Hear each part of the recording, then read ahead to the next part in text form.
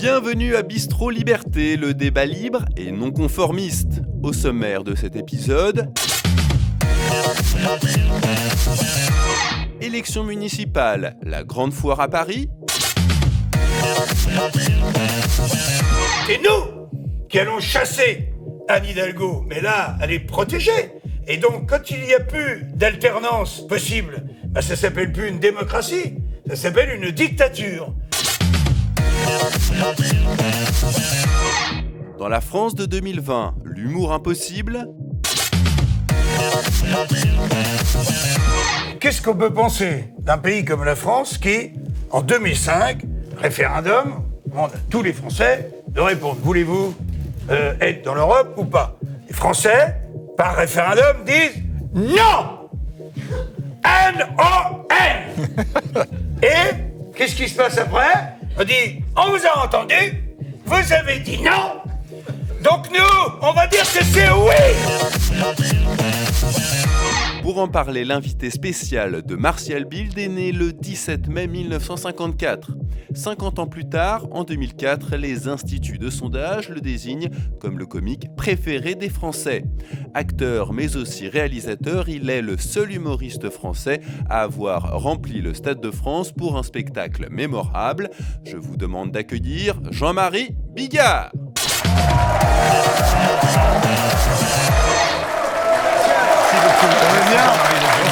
Bonsoir, enchanté. Bonsoir, monsieur. Merci. Bonsoir, monsieur. Bonsoir. Asseyez-vous. Ça manque un tout petit peu de gonzesse, hein. C'est pas pour dire, mais... Je me suis dit que ça allait vous faire plaisir. On est parce que des mecs, si, ben, ça me c'était fait la très réponse à plaisir. Delphine. C'était la réponse à Delphine Ernotte. On a choisi que des mâles de plus de c'est- 50 ans, blancs, hétéros. Très bien. Comme ça, Magnifique. c'est- comme Il ça, est si beaucoup elle- plus jeune. Et tant pis pour elle. Ah oui, Ouais, mais tu pourrais le faire.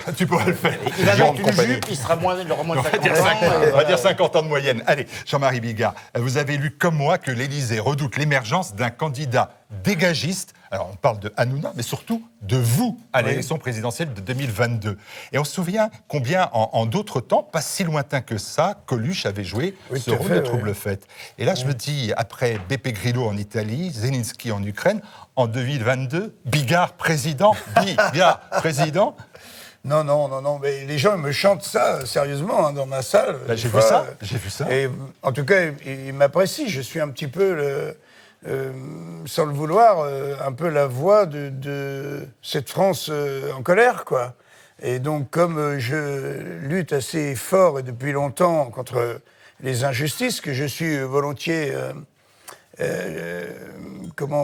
je viens volontiers au secours des gens les plus démunis. Je m'amuse à faire des spectacles à 5 €, mais par 5000 personnes. Et je m'aperçois que je gagne autant d'argent. Je suis remercié par les gens parce que payer 35 balles avec sa femme et ses 2 enfants, qui peut faire ça? Qui a un petit billet de 200 balles à mettre pour aller rigoler 2 heures? Je trouve que c'est trop cher, donc je m'adapte. J'essaye de trouver des trucs, et les gens me le rendent bien, donc je vis bien ce profil que je me suis donné d'électron libre, qui ouvre sa gueule quand il le veut et qui n'a pas de patron ni de famille politique pour lui dire là, fais attention, ou là, faut plutôt dire ça ou dire ça. Moi, je parle avec mon cœur et je suis donc écouté avec le cœur. D'accord, c'est pas la réponse à ma question. C'était quoi la question? La question, c'est est-ce que Bigard peut être président de la République? Ah. Est-ce que dans sa tête, déjà, il se dit c'est pas mon Mais rôle, je c'est sais. pas mon job, ou est-ce Non. qu'il se dit après tout, si je peux être un porte-voix? Je Ça dis, serait pas c'est- pire, de toute façon. Oui. Je dis, On c'est a eu pas- Hollande, qui est un grand comique aussi. hein. On continue, on Bien continue. sûr. Il y en a un qui le fait D'abord, exprès. ça c'est très juste. Mais Hollande ne le faisait pas exprès, c'est la différence. Ils sont tellement drôles, quoi, que des fois on se demande si on a choisi la bonne voie.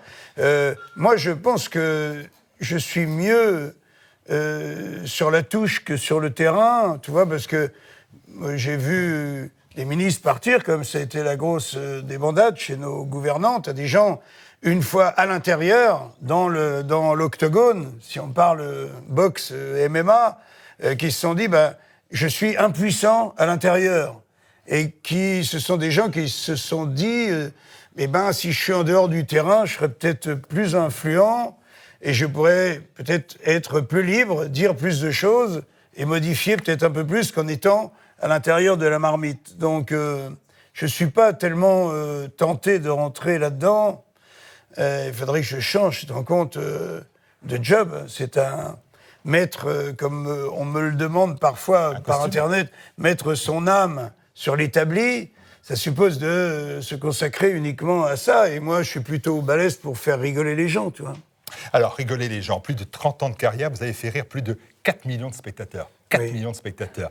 J'ai 8 millions de DVD vendus. Et pourtant, vous avez annoncé que votre spectacle, Il était une fois Jean-Marie Bigard, celui que vous faites actuellement, vous serez dans quelques... non, vous étiez hier à l'Olympia, vous serez samedi à Cuxac-Daude, le 4 mars à Yvetot, le 5 à Forges-les-Eaux et 40 autres dates. C'est votre dernier spectacle. C'est vraiment mon dernier spectacle seul en scène. C'est un faux ou un tox. Non. Ah oui, d'accord, ça commence bien. Dernier spectacle seul en scène. Donc je continue à faire de la scène, je continue à faire du théâtre.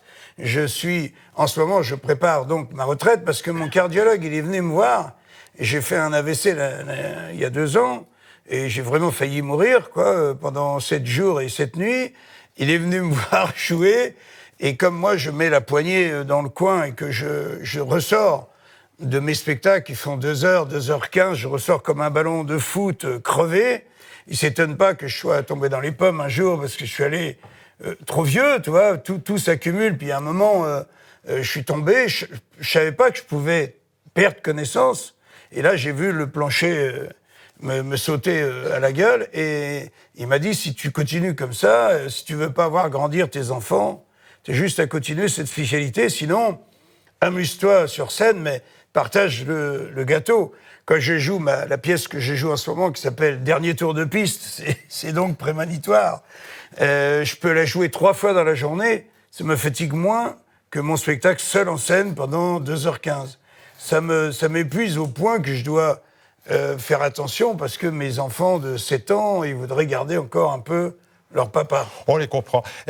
Dans cette affaire, 40 dates quand même encore prévues, mais ils s'en rajoutent tout le temps, donc moi, je voyais quand même le côté Aznavour, quoi, jusqu'à 100 ans. Oui, de faire la fausse sortie. Oui, c'était d'ailleurs sympa, parce qu'on était content qu'il reste. C'est sympa à faire. Il n'est pas exclu, d'ailleurs, j'ai mis une date limite qui était fin juin, mais je suis déjà presque sûr que je vais mordre un peu jusqu'à la fin de l'année. Mais je pense que c'est bien pour moi que je m'amuse. Je suis tellement autonome que je suis un peu victime de ça. Depuis que j'ai annoncé ma retraite du spectacle seul en scène, je reçois une pièce tous les 15 jours. Avant, je la recevais pas parce que il disait, ce mec, il fait 200 dates par an depuis 34 ans. Donc c'est infernal, quoi. Je sais pas combien de mes collègues ont fait ça. Aucun, d'ailleurs, j'en suis absolument sûr. J'ai écrit 10 spectacles entièrement nouveaux et c'est la raison pour laquelle les gens viennent me voir parce que 10 fois, j'ai tout mis dans la poubelle. J'ai dit, allez, c'est quoi mon 6e spectacle, mon 7e, mon 8e, ainsi de suite. Alors, c'est les spectateurs qui choisissent les sketchs cette fois-ci. Pas exactement. C'est-à-dire, les spectateurs en amont choisissent. Je fais un peu comme les politiques. J'ai fait un vrai sondage qui m'a coûté la peau du cul sur 5828 personnes. Ouais. Et les gens, je leur ai demandé de me mettre dans l'ordre de leur préférence les 20 sketchs préférés de toute ma carrière.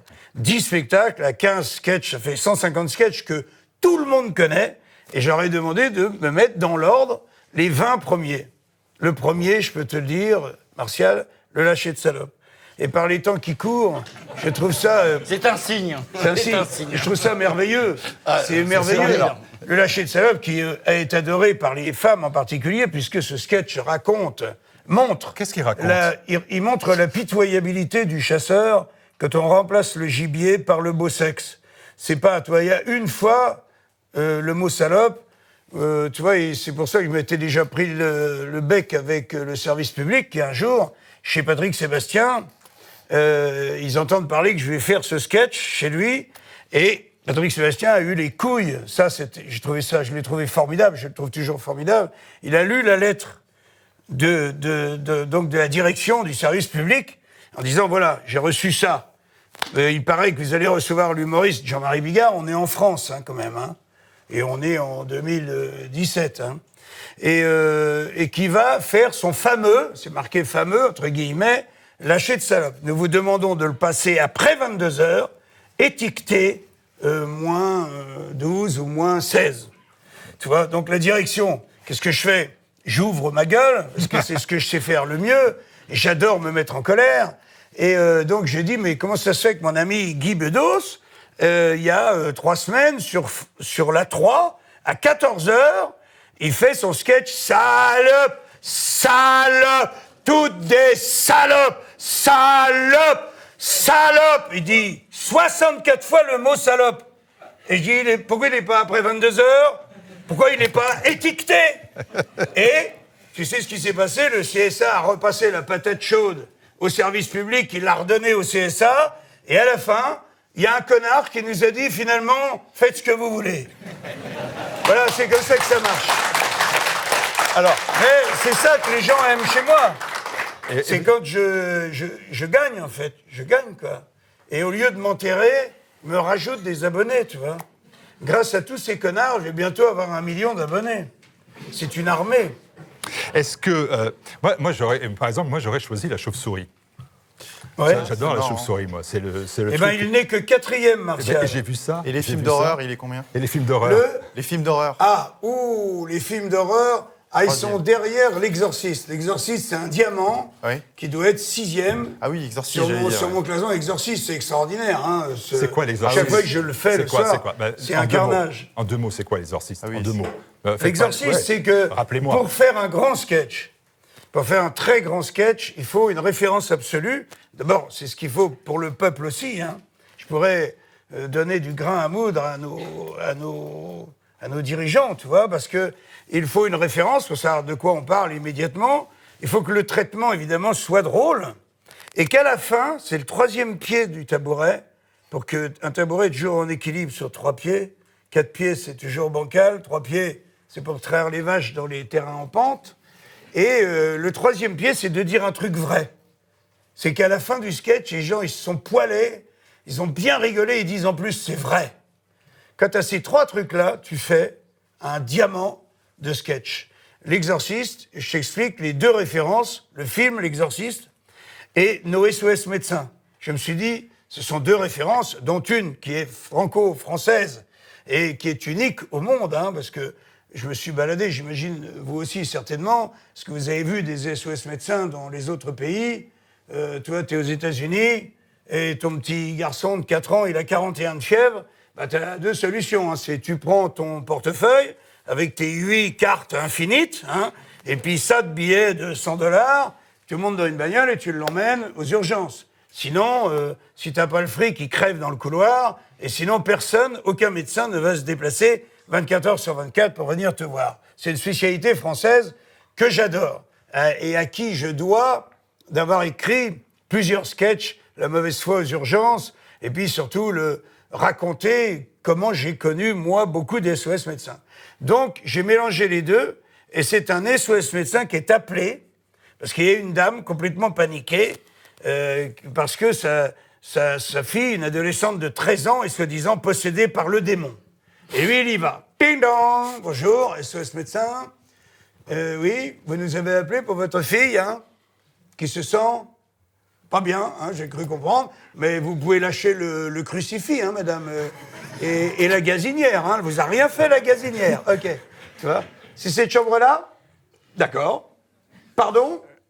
Et vous préférez ne pas m'accompagner, comme vous voulez. Et là, je rentre, j'ai un effet sonore qui fait sauter en l'air tout le monde, quoi. J'ai un espèce de distorsion de son, et j'ouvre la porte, il y a une lumière verte qui jaillit, et ça fait « Ah !» Je fais « Couchez! Couchez !»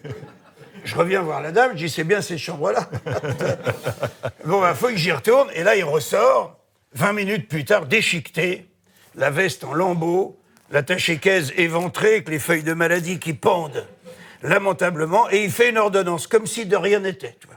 Il dit, ça y est, je l'ai vu. Hein. Enfin, j'ai vu votre... Enfin, là, c'est une fille, hein. C'est ça. Oui, elle est forte, hein. Elle fait du sport, ça m'étonne pas. Alors, je vais pas vous mentir, elle est pas bien. Alors, premier truc, il fait trop froid dans la chambre, hein. On est en plein mois de juillet, il fait -12. Du coup, la petite, elle a attrapé une toux grasse et elle fait des glaires fluo. Ça m'a étonné, ça. Hein. À ce propos, d'ailleurs, je me mêle de ce qui ne me regarde pas, mais dites-lui qu'elle range un peu ses jouets, hein. Parce que le curé mort, là, au pied de son lit avec le chandelier dans le cul, franchement, ça lui fout pas le moral à la petite, hein. Ah oui, il faut le retirer. Le chandelier. Et le curé. Ah bah, si vous pouvez retirer les deux, c'est parfait, évidemment. Alors, pour les blattes et les cafards, je continue, hein, je vais te le faire entier. Mais comme tu veux, t'es chez toi. Pour les blattes et les cafards qui lui sortent par les narines et les oreilles, je vais vous mettre 2 caisses de bégon vert en spray. Alors, 2 puffs, matin, midi, narine-oreille. Hein.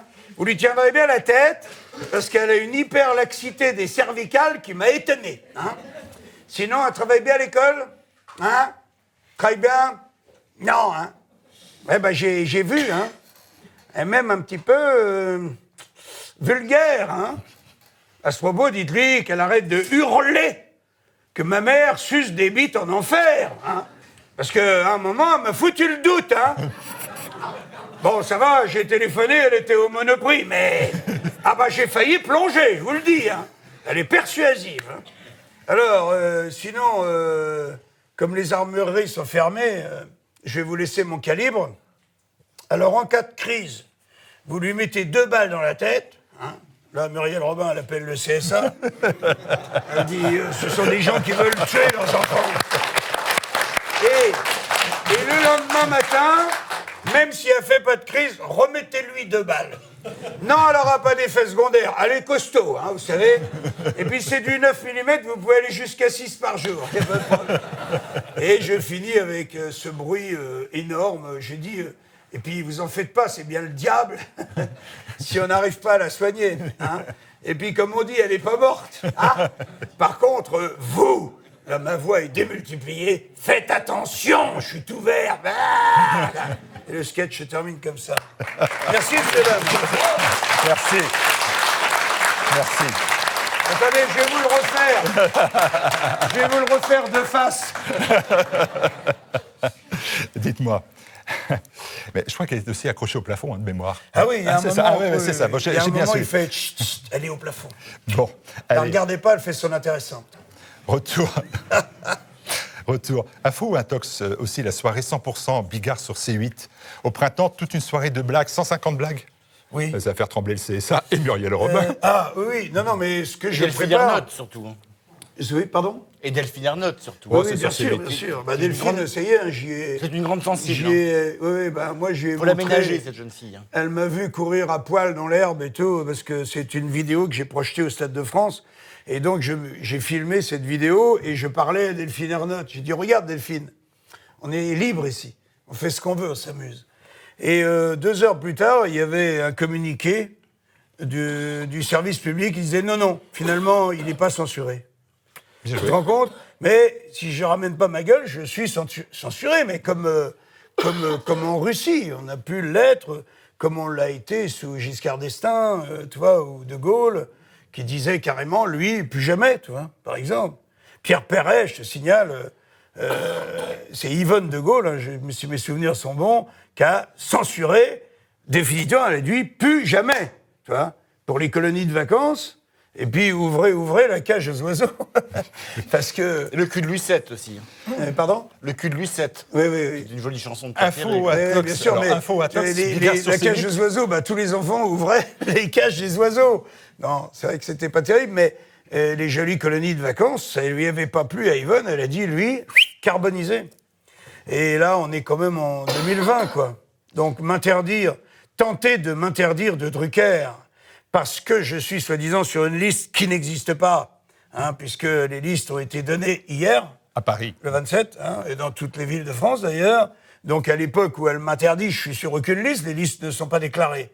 Et puis de pouvoir rire, parce que je crois qu'il faut profiter du manque, et c'est là mon secret, c'est ce judo mental que je sais naturellement faire. C'est-à-dire, j'ai répondu en disant, tu sais, des fois, tu te méfies pas, tu vas au jardin des Tuileries, tu manges une barbe à papa, et tu sais pas que tu vas être interdit de télé, tu vois. Ça va super vite. Il dit, bah oui, il a mangé de la barbe à papa. Il est ami avec Marcel Campion. Hop, à dégager. Tu manges une pomme d'amour, et puis ta carrière est terminée, tu vois. La question, d'ailleurs, elle est assez intéressante, ce que vous me dites, parce que quand on voit le succès, l'estime que vous portent les Français, la réussite de la tournée, je la vois, hein, bah là, bon, les salles sont remplies, et ici, c'est rempli aussi ce soir. Vous pouvez jouer à guichet fermé. J'ai vu déjà la date de, je ne sais plus où, en Bretagne, j'ai déjà reçu un truc de Ouest France disant c'est fini, il n'y a plus de place. Est-ce que cela va pas, est-ce que ça vaut la peine, finalement, de s'esquinter en politique? Non, non, c'est là la grande question. C'est le terme, et s'esquinter. C'est la grande les question. gilets jaunes, faire le people qui s'engage comme avec Marcel Campion, est-ce que tout ça, Mais ça ça, vaut c'est le bien. coup? Ça, c'est bien parce que c'est pareil. Les Gilets jaunes, c'est pas un parti politique. Les Gilets jaunes, c'est pas des clochards, c'est pas des migrants, c'est pas des gens qui... C'est des Français qui bossent et qui claquent du bec. Donc moi, je me lève à ce moment-là. Je me lève quand l'INSEE, c'est pas moi qui le dis, quand l'INSEE dit il y a un mois et demi, nous donne ce sondage, nous dit qu'en France, le 7e pays le plus riche du monde, il y a 9 millions de personnes qui claquent du bec, dont un tiers, 3 millions, peinent à s'acheter du shampoing ou du savon. Je suis obligé de me mettre debout. Tu vois, comme je l'ai fait pour la maternité de Guingamp. Je me suis aperçu d'ailleurs ce jour-là. Je dis en déconnant, je fais un message au couple présidentiel. La maternité de Guingamp, ils appellent qui? Jean-Marie Bigard. Ils vont appeler qui d'autre? Qui d'autre va empêcher la fermeture de la maternité de Guingamp? Donc ils m'appellent moi. Et moi, je fais, OK, j'y vais. Je prends mon petit téléphone, derrière lequel il y a 5 millions de personnes. Hein. Je fais couramment 3, 4, 5 millions de vues, selon la blague que je raconte ou le truc que je dis. Et donc ça, je sais qu'en haut lieu, on le sait aussi, tu vois. Et je dis, je m'adresse à toi, Brigitte, je la tutoie parce que on tutoie bien le Seigneur, donc il n'y a pas de raison de se la prendre entre nous, tu vois. Et je dis, Brigitte, je fais appel à ton cœur de femme. J'ai payé de ma poche une maternité au Burkina Faso, parce que j'avais des amis pédiatres qui s'occupaient de 13 villages là-bas, de 1000 personnes environ, 13 000 personnes, 6 500 ou 7 000 femmes qui accouchaient sur la terre battue. On me raconte ça. Ben, j'ai dit, attends, je vais faire une maternité, qui porte d'ailleurs le nom de mon grand-fils, Sacha, qui est au Brésil avec ma première femme, sa maman. Et j'ai pas payé une maternité au Burkina Faso pour qu'on en ferme une chez nous, quand même. Surtout que je me renseigne et je sais que cette maternité a son quota de naissance. Et évidemment que c'est essentiel pour les toubibs, les anesthésistes, les machins, il faut bien qu'il y ait un quota. Et en rigolant d'ailleurs, hein, je lui dis, et Brigitte, si elle n'a pas son quota, j'irai le faire, s'il le faut. Tu vois, je me dis, ça va toujours, ça va la faire, je me suis dit, ça va faire rigoler. Ça n'a pas loupé. 3 jours après, je suis toujours dans ma voiture de tournée, on m'appelle, on dit, Madame Macron va vous parler. Elle était à, je sais plus où, à Bruxelles ou à Strasbourg. Et donc, je dis à mon chauffeur, arrête-toi, il y a la première dame qui va me parler, quoi. Et elle me parle très gentiment, elle me dit, nous avons regardé votre message avec Emmanuel, ne croyez pas que c'est un coup d'épée dans l'eau, me dit-elle. Moi, j'avais fini en disant, je vous fais des gros bisous. Tu vois, un message un peu enfantin, mais où je disais quand même ce que j'avais à dire. Et elle a dit, on avait bien écouté votre message et Emmanuel va s'en occuper.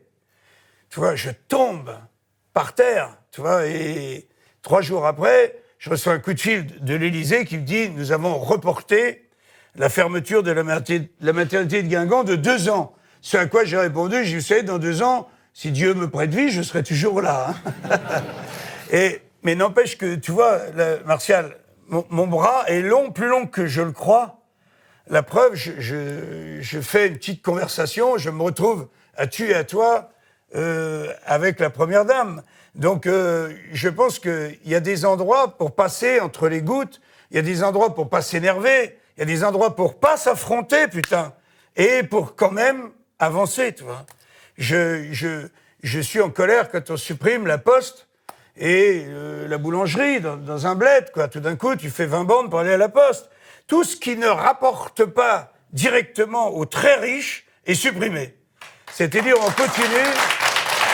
Exactement. Regarde le peuple. Et quand on aura fini de sucer le peuple, pas dans de bonnes conditions, hein, on imagine. Vous savez ce que je pense. Et tant qu'on va faire ça, même les riches vont finir par s'appauvrir. Et quand la pyramide va s'écrouler, eh bien, à ce moment-là, ça sera le grand chaos ou la grande misère. Et il faut attendre ce point de rupture pour pouvoir construire autre chose, parce que pour l'instant, tout le monde est bien le cul au chaud sur son petit siège et personne n'a envie de le donner, personne ne prend de risques et on préfère toujours obéir à celui qui est au-dessus de vous pour garder son job, ne serait-ce que son job, son chauffeur, sa voiture, tout. C'est épatant de voir que des gens qui claquent du bec, puis il y a des mecs qui ont deux fonctions, qui ont chauffeur et voiture. Ils ont 2 voitures et 4 chauffeurs. C'est 2 voitures par chauffeur, corvéables à souhait. C'est-à-dire, ils font une semaine chacun, mais tu les appelles à n'importe quelle heure du jour ou de la nuit. Ils ont 2 bagnoles et 4 chauffeurs. Tu sais ce que ça coûte? Alors qu'ils peuvent pas, logiquement, être dans 2 voitures en même temps, sauf à jouer dans un truc de bénure, avec un pied sur le toit de 2 Peugeot 605, tu vois, noir, métallisé. Ma dernière question, pour l'instant, elle va être une question de bobo. Il faut bien que je la fasse. Allez, Bigard, porte-voix, ok. Bigard, la sincérité, oui. Ouais. La grossièreté, la vulgarité, allez tous vous faire enculer. On se dit, ben voilà, est-ce que c'est pas passé de mode dans un monde qui est maintenant aseptisé? Est-ce que c'est pas la fin de la tradition grivoise? C'est-à-dire ça que passe plus. Est-ce que ça, c'est une question que vous vous posez? Au début, j'avais écrit en tout petit, et comme tu as raison, ça commence un peu à se banaliser, j'ai écrit plus gros. Et du coup, ça remarche. Donc, j'ai encore un petit palier, tu vois. Parce qu'en petit... Mais c'est vrai, mais quand il était écrit en petit, je l'ai fait il y a 12 ans déjà. Hein. Quand c'était écrit en petit, c'était quand même fascinant. Tous les potes à qui je donnais ce t-shirt, tu abordes quelqu'un vient, il te parle, puis il navigue un peu sur ton t-shirt, boum, il tombe là-dessus. Donc tu vois la personne qui te regarde, il tombe là-dessus, hop, il remonte aussitôt. Et là, tu vois, dans les yeux du mec, il se dit, j'ai lu un truc bizarre, il faut que j'y retourne. Et tu vois le mec, il retournait, et après, il rigole. Il rigole parce que le message, il est global. C'est un message en forme de menace ou de promesse, selon les goûts. Tu comprends ? Et donc, tout le monde est content. Et en fait, le tous qui est très important là-dedans, le tous, il est génial. Allez tous vous faire enculer, ça devient plus... C'est inclusif, c'était la mode. Ça devient plus grossier. C'est très bien. Allez, on se retrouve dans quelques instants pour la suite de ce Bistro Liberté avec Jean-Marie Bigard. À tout de suite.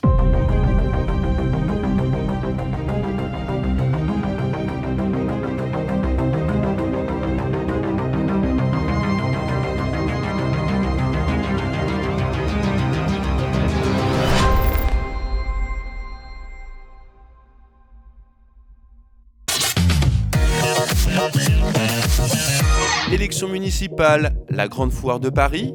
À 3 semaines du premier tour des municipales à Paris, les listes se multiplient dans les arrondissements de la capitale. Dati, Buzyn, Fédérbûche, Campion et dans une moindre mesure Villani et Béliard sont en ordre de bataille pour renverser la reine Hidalgo. Dans cette grande foire de Paris, l'objectif est-il possible ?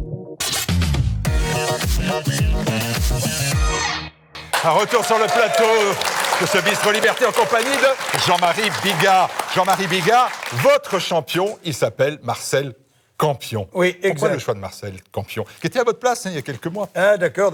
Marcel, oui. moi, c'est le genre de mec que j'adore, qui est franc du collier. Il a 80 balais, il est taillé comme un jeune homme, et puis il n'a pas de couleur politique. C'est le roi, comme on dit, des forains. C'est quoi le point commun qui est entre Bigard et les forains? C'est qu'en fait, on sillonne toute la France pour donner du bonheur et du plaisir aux gens. Donc, je me sens très proche de cette profession. Je me sens très proche de Marcel. Dites-moi quelle corporation, quand elle ouvre sa foire, donne les bénéfices de tous les manèges à une association, par exemple. Eh ben, il n'y a que les forains qui font ça, par exemple. Ils l'ont fait pour mes bouchons d'amour. Ils l'ont fait pour les puits du désert, que j'encourage aussi. Voilà un truc simple à faire. Un puits, c'est un trou à chercher de l'eau. On évite à toute une des centaines de familles et de femmes les 20 kilomètres qu'il faut faire pour ramener de l'eau, qui est absolument donc vitale, ne serait-ce que pour manger, pour faire tout un tas de trucs, puis c'est fini par laver les mains ou les pieds des enfants. Un puits sauve 300 personnes à peu près. Donc moi, je me dis, pour en avoir acheté pas mal et pour en avoir fait acheter pas mal, eh ben, je me dis, en me levant le matin, tiens, c'est pas mal de creuser des puits pour amener l'eau qui est synonyme de vie dans beaucoup d'endroits sur la planète. Alors Marcel Campion, il est quand même... C'est de vous, ça. J'ai adoré cette phrase-là parce qu'elle est très, très douce. Ah, c'est pas le Bigard Ruston. Je m'attends à tout. Il est un peu à l'emporte-pièce, parfois. Alors là, Ouais, je me c'est suis vrai. dit, là, c'est Bigard dans le salon du 16. Oui. Il est un Non, peu mais à bien sûr. l'emporte-pièce. Mais par contre, il est lucide, c'est un homme d'affaires. Il sait, il a le regard vif, il voit loin, et chaque fois qu'il met le doigt sur un truc, c'est vraiment là que ça fait mal. Tu vois, donc Paris, rouvrir les berges, la sécurité, les rats, par exemple. Il y avait un rat par personne. Un rat par personne, c'est acceptable dans une grande ville comme Paris. Là, on est à 4 rats. 4 rats par personne, tu commences à avoir des mastards comme ça, t'as vu, écrasés dans nos rues. Hein. Moi, je suis en face du Bon Marché, c'est un quartier plutôt assez chic, hein, le 6e. Il y a des mastards comme ça qui sortent du jardin pour enfants et tout. C'est terrible. Et puis, surtout, j'ai une grande envie, d'abord que Anne Hidalgo ne repasse pas, qu'elle ne remonte pas sur le tour. Bien sûr. C'est comme Muriel Robin. Hein, Hidalgo, Non, mais applaudissements, préciser 2-3 choses. C'est qu'Anne Hidalgo s'est retrouvée sur le trône donc de Paris, alors qu'elle n'a aucune légitimité. Elle a été élue, comme vous le savez certainement, grâce à cette putain de loi que j'essaye d'abroger, qui est la loi PLM. La loi PLM comprenait Paris, Lyon, Marseille. Les 3 plus grosses villes de France, ce sont les conseillers municipaux qui élisent le maire. C'est pas les Parisiens. Si aujourd'hui les Parisiens pouvaient voter, c'est pour ça que je le demande en haut lieu, abrogeons cette loi qui est juste une vieille hantise en fait de la commune. Hein, c'est rien d'autre. C'est-à-dire on dit au peuple, tiens, là tu vas fermer ta gueule à ce moment-là, toi. On dit ça au peuple. On va se branler entre nous. Hein, il n'y en a même pas besoin de Griveaux pour ça. On va le faire entre nous. Et donc on met sur le trône une femme qui, au suffrage, donc dans son propre arrondissement, le 15e, elle fait 35%. Elle est battue à plate couture par son concurrent et elle se retrouve sur le trône. Et là, c'est ça qui m'énerve. Je ne sais pas si on sent que je suis énervé. J'ai l'impression comme ça. Moi, je le ressens bien. Ce qui m'insupporte, c'est qu'il faut juste dire au peuple tout entier que dans toutes les autres villes de France, hein, j'ai rien retiré, hein, c'était juste une petite poussière. Hein, parce que là, je vois qu'il y en a qui ont guetté, on dit il est où, il est où hein, on le recueille après. Je sais que tu me regardes. Et dans toutes les autres villes de France, pour être maire de sa ville, il faut 50% des voix plus une voix. Et non pas 8% des voix, c'est ce qu'obtiendrait à peu près Anne Hidalgo après avoir fait chier pendant 5 ans 10 millions d'usagers de Paris, tu vois, et d'avoir fait...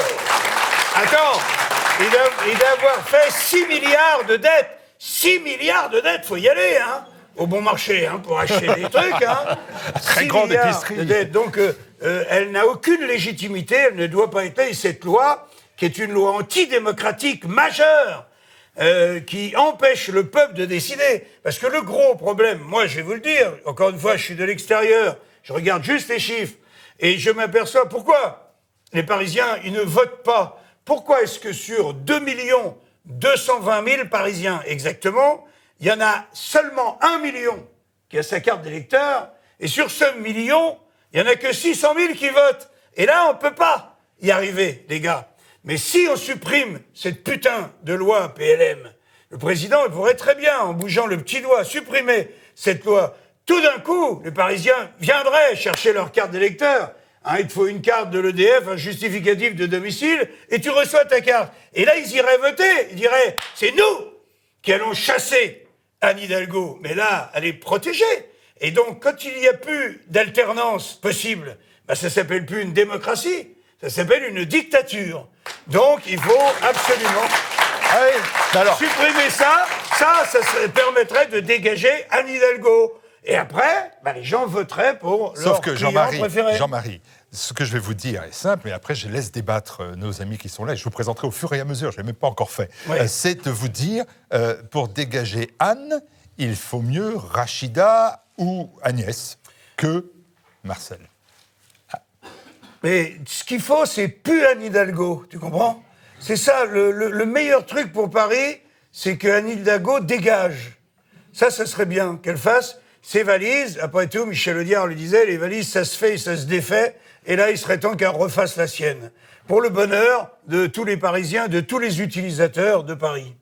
Allez, on va voir si tout le monde partage votre point de vue. Je suis très inquiet. Allez, Francis Bergeron pour le quotidien présent. Oui, moi j'avais envie de vous proposer un sketch, justement, une idée de sketch, tiré des municipales parisiennes. Oui. Et je me disais, vous pourriez mettre dans le rôle de la chauve-souris Piotr Pawlinski, oui. Je dirais même dans le rôle d'un vampire, parce qu'il a quand même la tête d'un vampire, ce type. Oui. Il serait pas mal dans ce rôle. Et il a la tête, et je dirais même qu'il a la queue d'un vampire. Oui, parce que, si on peut oser, oui. Et ce qui serait pas mal aussi dans votre spectacle... Vous pouvez compter sur moi, Francis. Voilà. Ce qui serait pas mal dans votre spectacle, c'est peut-être que vous mimiez un clouage de scrotum. Clouage de scrotum, ça aurait, je pense, un certain succès dans votre spectacle. Ça amuserait. Bigard met le paquet et le clou. Oui, bien sûr. Le clou du spectacle, ça serait le clou du spectacle. On peut faire quelque chose d'assez bon. Après... Encore heureux, j'ai pas besoin de me clouer les couilles sur une planche pour faire du monde. Mais ça serait une simulation. Ne vous croyez pas obligé. Hein. C'est pas des vraies couilles, c'est pas un vrai voilà, clou. Exactement. Parce que je vous rappelle, vous avez encore une quarantaine C'est de virtuel. Oui, parce qu'à la fin, il resterait plus grand-chose si vous mettez autant de votre personne. Il y a encore 40 dates jusqu'à la fin de l'année, donc au bout d'un moment... Il faut vous ménager du bas, quand même. Et qu'est-ce que vous en pensez, vous, de l'idée que Anne Hidalgo pourrait très bien repasser et sur l'idée que l'alternance ne peut plus exister à cause de cette loi PLM?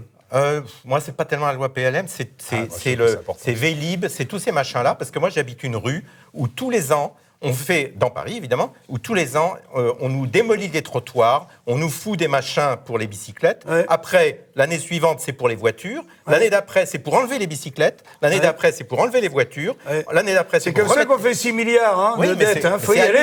Résultat, on est tout le temps en chantier, on ne sait pas où se garer. 8300 chantiers. Oui, on ne sait pas où se garer. D'ailleurs, si elle repasse, elle promet de garder tous ces chantiers. Donc, on laisse sa voiture en province et on utilise les voitures de la municipalité. Parce qu'on n'a pas le choix, de toute façon. Oui. Donc, c'est ça ou rien. Elle veut supprimer toutes les voitures, mais moi, je lui dirais, Anne Hidalgo, on fait quoi avec les vieux qui ne savent pas faire de trottinette et qui ne peuvent pas faire de vélo? C'est pour moi que vous dites ça? Non, pas du tout. Je vais dire, Francis, je le dis pour moi. Moi, j'ai une polyarthrite rhumatoïde depuis la naissance des enfants et j'ai une autonomie sérieuse d'environ 100 mètres. Après 100 mètres, j'ai une cheville là qui chauffe. Ensuite, j'ai la hanche, j'ai calculé, parce que ça m'amuse de devenir vieux, tu vois, comme je suis. Ça me fait bien chier, mais j'essaye de rigoler aussi avec ça. Mais comment on fait avec les personnes âgées, les personnes impotentes, quand elle aura supprimé toutes les voitures, tu vois? Elle y a pensé à ça, Madame Hidalgo? Je suis pas sûr. On poursuit. Alors oui, je vais juste terminer, mais pour terminer, parce que j'ai vraiment pensé à un spectacle complet, enfin au moins un sketch complet. Oui. Je pense qu'il sera pas mal. Non, ça peut marcher. Hein. Vas-y, Francis, tu me l'écris, je le retoucherai. Oui. Parce que je rajouterai 2-3 vannes. Alors pour le toucher, je pensais à Griveaux, justement, pour toucher. Griveaux, qui pourrait jouer un rôle de petite main dans le spectacle. Oui, tout à fait. Et alors, c'est bien. Il paraît que Griveaux, on le surnommait trottinette et cannabis. Alors, j'ai pas bien compris pourquoi, mais je crois que c'était un de ses surnoms. Et aujourd'hui, on dit Griveaux la paluche. Et je trouve que c'est pas mal comme surnom. Et donc, on pourrait avoir un Griveaux la paluche dans le spectacle. Moi, je trouve qu'il s'est couché un peu vite. Je vais vous dire très franchement, du fond du cœur, oui. Je l'ai vu arriver le matin, en larmes, ou presque en contenant ses larmes, les mains serrées sur son pupitre, en train de dire, c'est-à-dire que quand j'entends ce type dire... Se coucher par terre, ça voulait dire oui, je suis coupable et oui, non, j'accepte mais il la était nul. punition. Moi, je trouve que ça, c'était pas bien de sa part. Moi, j'aurais tenu le coup. Quand il dit ma famille en premier, bah ça y est. Et moi, j'aurais la dit- famille, elle est froissée. Elle sera pas plus froissée. exactement. Une Et fois moi, qu'on j'aurais l'a dit- vu se branler un coup, c'est bon. Oui, puis j'aurais dit Ça, on faites-en va pas autant. passer. Moi, j'aurais dit faites-en autant, les Ben, gars. exactement. Non, Et il depuis était quand nul. c'est interdit? Bientôt, on va nous interdire de se masturber à la maison. À la télé. Ah, tu vas être chez toi l'après-midi, bah oui, tranquille. bah oui, bien Tu sûr. vois, tout d'un coup, ding-dong. Ah, bonjour, c'est les inspecteurs de la branlette. Non, on a cru comprendre que vous étiez en train de... Non. Attention, on vous surveille, monsieur. Alors, et juste pour terminer... Pour terminer, Juste c'est le pour moment de terminer, le dire. j'avais pensé... Oui, Allez. pas pour se terminer. Pour terminer, Bien, j'avais ça pensé s'illustre. évidemment... J'avais pensé évidemment à Marcel Campion, et là, je vais vous faire de la peine, mais Campion, enfin, vu de ma planète, il est vieux comme Bernie Sanders, c'est déjà pas très excitant. Ouais. Il est fraudeur comme Balkany. Je suis désolé. Il est grossier comme Ça- vous, ça mais va ça, mal c'est se un côté finir. plutôt sympa. Ça va mal Oui, se oui, passer. oui, je crois que c'est puis, le côté le plus sympa. Et puis, il est chevalier de la Légion d'honneur comme un politicien. Oui, et ça, c'est quand même... exactement. Moi, je l'ai là, quoi. Si je, Ouais. voilà. Ah ben moi, question Légion d'honneur, médaille du mérite ou quoi que ce soit, moi je n'ai rien. Oui, je te j'ai rassure, vérifié. Francis. J'ai vérifié, sinon je l'aurais pas dit. Ouais, ouais, non, non, tu Super. parles. Ah non, non, moi, les médailles, je me les fabrique moi-même et je me les installe sur le revers de ma veste. Je peux mettre un petit stade Sur de le France. scrotum, on peut faire. Non, je ferai pas ça. pas mal aussi. Je n'irai Ça pas pique, jusqu'à ça me pique. mutiler. J'ai trop de respect pour mon corps, qui me suit et qui m'aide et qui me pardonne toutes les nuits sans sommeil, les litres d'alcool que j'ai bu, les cigarettes que j'ai fumées. Quand je serai à deux doigts de mourir, je demanderai pardon à mon corps de l'avoir martyrisé. Donc je vais sûrement pas me clouer les couilles nulle part. Déjà, aller sortir, c'est bien. C'est bon. On va relever le débat. Pierre Gentillet. Oui, bah, qu'est-ce que vous voulez que j'ajoute après ça moi C'est pour ça que je passe la parole, Pierre. C'est compliqué. Bah, si on doit revenir au À Paris, sujet, Paris, parce hein, que, Paris. Oui, Paris. parce que vous Anne. posiez la question de savoir est-ce qu'Anne Hidalgo va repasser. Je pense qu'on peut. Enfin, moi, je suis assez pessimiste parce que. Pessimiste, ça veut dire que tu penses qu'elle va repasser. C'est ça. Ah, c'est ça, bah dis-le. Oui, voilà. Parce que c'était J'allais pessimiste. dire. Pessimiste parce qu'elle va pas repasser ou parce qu'elle va repasser? Parce Non. qu'elle risque de repasser. Donc voilà, tu es d'accord avec nous. C'est ça. Hein, Mais faut alors, qu'elle en fait, dégage. ce qui est intéressant, c'est de comprendre en fait pourquoi est-ce qu'elle va. Elle a des chances de repasser. À mon avis, ce sera soit Buzyn, soit elle. C'est-à-dire soit Anne Hidalgo. Quand on regarde les résultats en 2019 de l'élection européenne sur Paris, on voit que Paris, c'est vraiment une ville. Ça a toujours été une ville à part, mais c'est encore plus une ville à part de la France. La moitié de Paris, le premier résultat, c'est La République En Marche, et le deuxième, je crois, c'est Europe Écologie Les Verts. Donc Anne Hidalgo, vous savez, dans toute sa communication, elle passe beaucoup pour une mère écolo. Là, son dernier projet, c'est elle veut absolument verdir, je crois, en partant de Trocadéro et jusqu'aux Champs-Élysées. Enfin, cette idée, d'ailleurs absolument absurde, un peu bobo, d'aller chercher absolument Chantier du vert gigantesque. partout, au lieu d'aller vivre en campagne. Et en revanche, ça embête plutôt les gens qui prennent la voiture et qui viennent de loin, qui viennent de Seine-et-Marne, et qui, eux, viennent de la campagne et qui savent ce que c'est la campagne. C'est un peu fou, voilà. Et du coup, je suis assez pessimiste, je vous le dis, parce que à Paris, vous le savez mieux que quiconque, en fait, parce qu'on parlait des Gilets jaunes, vous êtes, sans le vouloir, un peu porte-parole de... Enfin, vous l'avez dit, Tout à fait. cette France-là. Je le D'ailleurs, revendique, je remarque que le mot « enculé » qui a Et dessus en figure en jaune, jaune. bien sûr, oui. Je ne pense pas que ce soit C'est tout à très fait un hasard. perspicace, c'est bien. Voilà. Ah, mais il est avocat. Et en l'occurrence, quand vous allez voir cette France des Gilets jaunes, d'ailleurs, Gilets jaunes, pourquoi? Ça veut dire France périphérique, hein, c'est ceux qui ont la voiture, qui sortent le gilet jaune que tout le monde doit avoir, c'est de là d'où ça part aussi, il faut s'en souvenir. Elle est complètement à l'opposé de Paris. Paris est une bulle. Quand on vit dans Paris, on ne vit pas en France. On vit à Paris comme on vivrait à Berlin, comme on vivrait à Londres, comme on vivrait à New York. On vit avec des êtres qui sont des êtres citoyens du monde, interconnectés. Et c'est pas un hasard s'ils votent en majorité La République En Marche et Europe Écologie Les Verts. Donc, en conclusion, moi, je n'ai pas d'espoir pour Paris, parce qu'il n'y a pas d'espoir à donner à des gens qui ne sont pas vraiment français, pas vraiment parisiens, ils ne savent pas ce que ça veut dire, ils sont citoyens fluides, ils ne vivent que dans le flux, ils ne vivent absolument pas comme nous Français. Donc, pour ça, je termine. Je vais vous dire un truc, c'est pas la peine d'avoir de l'espoir pour Paris, parce que peut-être que les Murs-en-Val, cette ville est une des plus belles villes du monde, sans doute, mais ce qu'elle est devenue aujourd'hui n'en vaut peut-être plus autant la peine. Et je vous le dis, c'est un Parisien, alors pas du tout un Parisien de naissance qui vous le dit, parce que moi je vis à Paris, mais c'est vrai que quand on voit cette ville évoluer, on ne peut qu'être triste de cette évolution. Voilà. Bien sûr. Paris avait une réputation mondiale, et il avait la réputation d'avoir des habitants libres, qui étaient même d'ailleurs plutôt un peu coquins. Audiard, le Paris d'Audiard. Bien sûr, on venait les princes russes venaient s'encanailler, il n'y a pas d'autre mot à Paris. À Paris, on posait nu pour un bol de soupe, c'est le début du siècle dernier. C'est-à-dire, c'était des trésors. On avait le droit de claquer du bec, mais on pouvait gagner une fortune. Aussi, d'un moment à l'autre, il y avait... c'était le Paris. Pourquoi on a toujours des bus qui viennent au Moulin Rouge ou au Crazy Horse Saloon, parce que on allait, à cette époque-là, il y avait absolument aucun autre pays où les filles pouvaient danser en levant la jambe, le French Cancan, les panties qui s'ouvraient un peu, et on pouvait voir du poil. C'est-à-dire, mais c'est exactement ça, hein. J'ai eu la chance de faire Aristide Bruand dans un film de Toulouse-Lautrec, qui était très très bien renseigné, tu vois, et il était qui avait il était à la hauteur. Il avait Toulouse-Lautrec, oui, mais moi Roger Planchon, je parle du réalisateur Roger Planchon, paix à son âme, entre parenthèses, qui avait récolté des procès-verbaux de l'époque. Donc les flics venaient parce que c'était interdit. Logiquement, la loi interdisait qu'on montre une partie intime de son anatomie. C'est-à-dire, bon, il levait bien la jambe et on laissait le panty ouvert et la police disait, vous devez mettre une épingle. Et il m'a ressorti, j'ai vu, moi, des rapports de police où la jeune fille disait, excusez-moi, c'est mon épingle qui a lâché. Tu vois, c'est-à-dire, vous avez montré, et on venait voir ça, et c'était unique au monde. Et toute cette gloire, moi, je me sens héritier de ce Paris-là, et de cette France-là. Et c'est vrai, il y avait beaucoup de bordel, beaucoup de débauches, on pratiquait le sexe comme nulle part ailleurs, et tout le monde venait de tous les pays d'Europe pour en croquer, tu vois. Voilà. Et on est devenu une ville sombre, on ne peut plus baiser, on ne peut plus se branler, on ne peut plus rien faire. Voilà. Alors, on revient sans transition à Anne Hidalgo. Est-ce qu'elle reste maire de Paris? Philippe Ménard de Politique Magazine. Alors d'une part, ça m'intéresse ce que vous dites sur le French Cancan.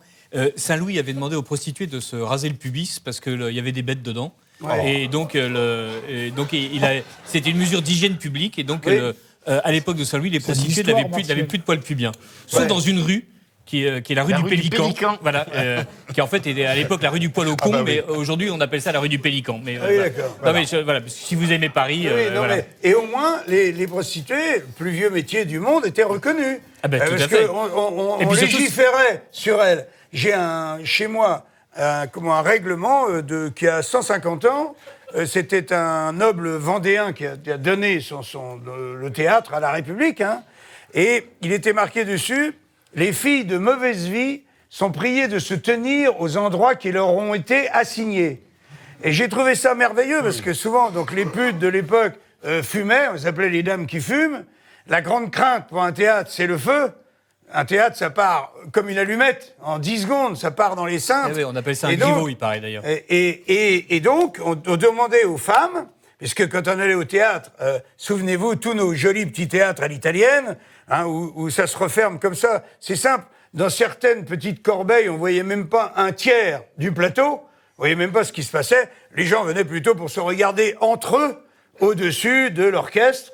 Ils venaient et ces petites loges étaient divisées en deux, il y avait un petit rideau. Tu venais avec un pote faire bonjour au marquis de mes couilles, et derrière le rideau, il y avait 2 putes et une bouteille de pinard. Ah oui. Et on se faisait éponger au théâtre.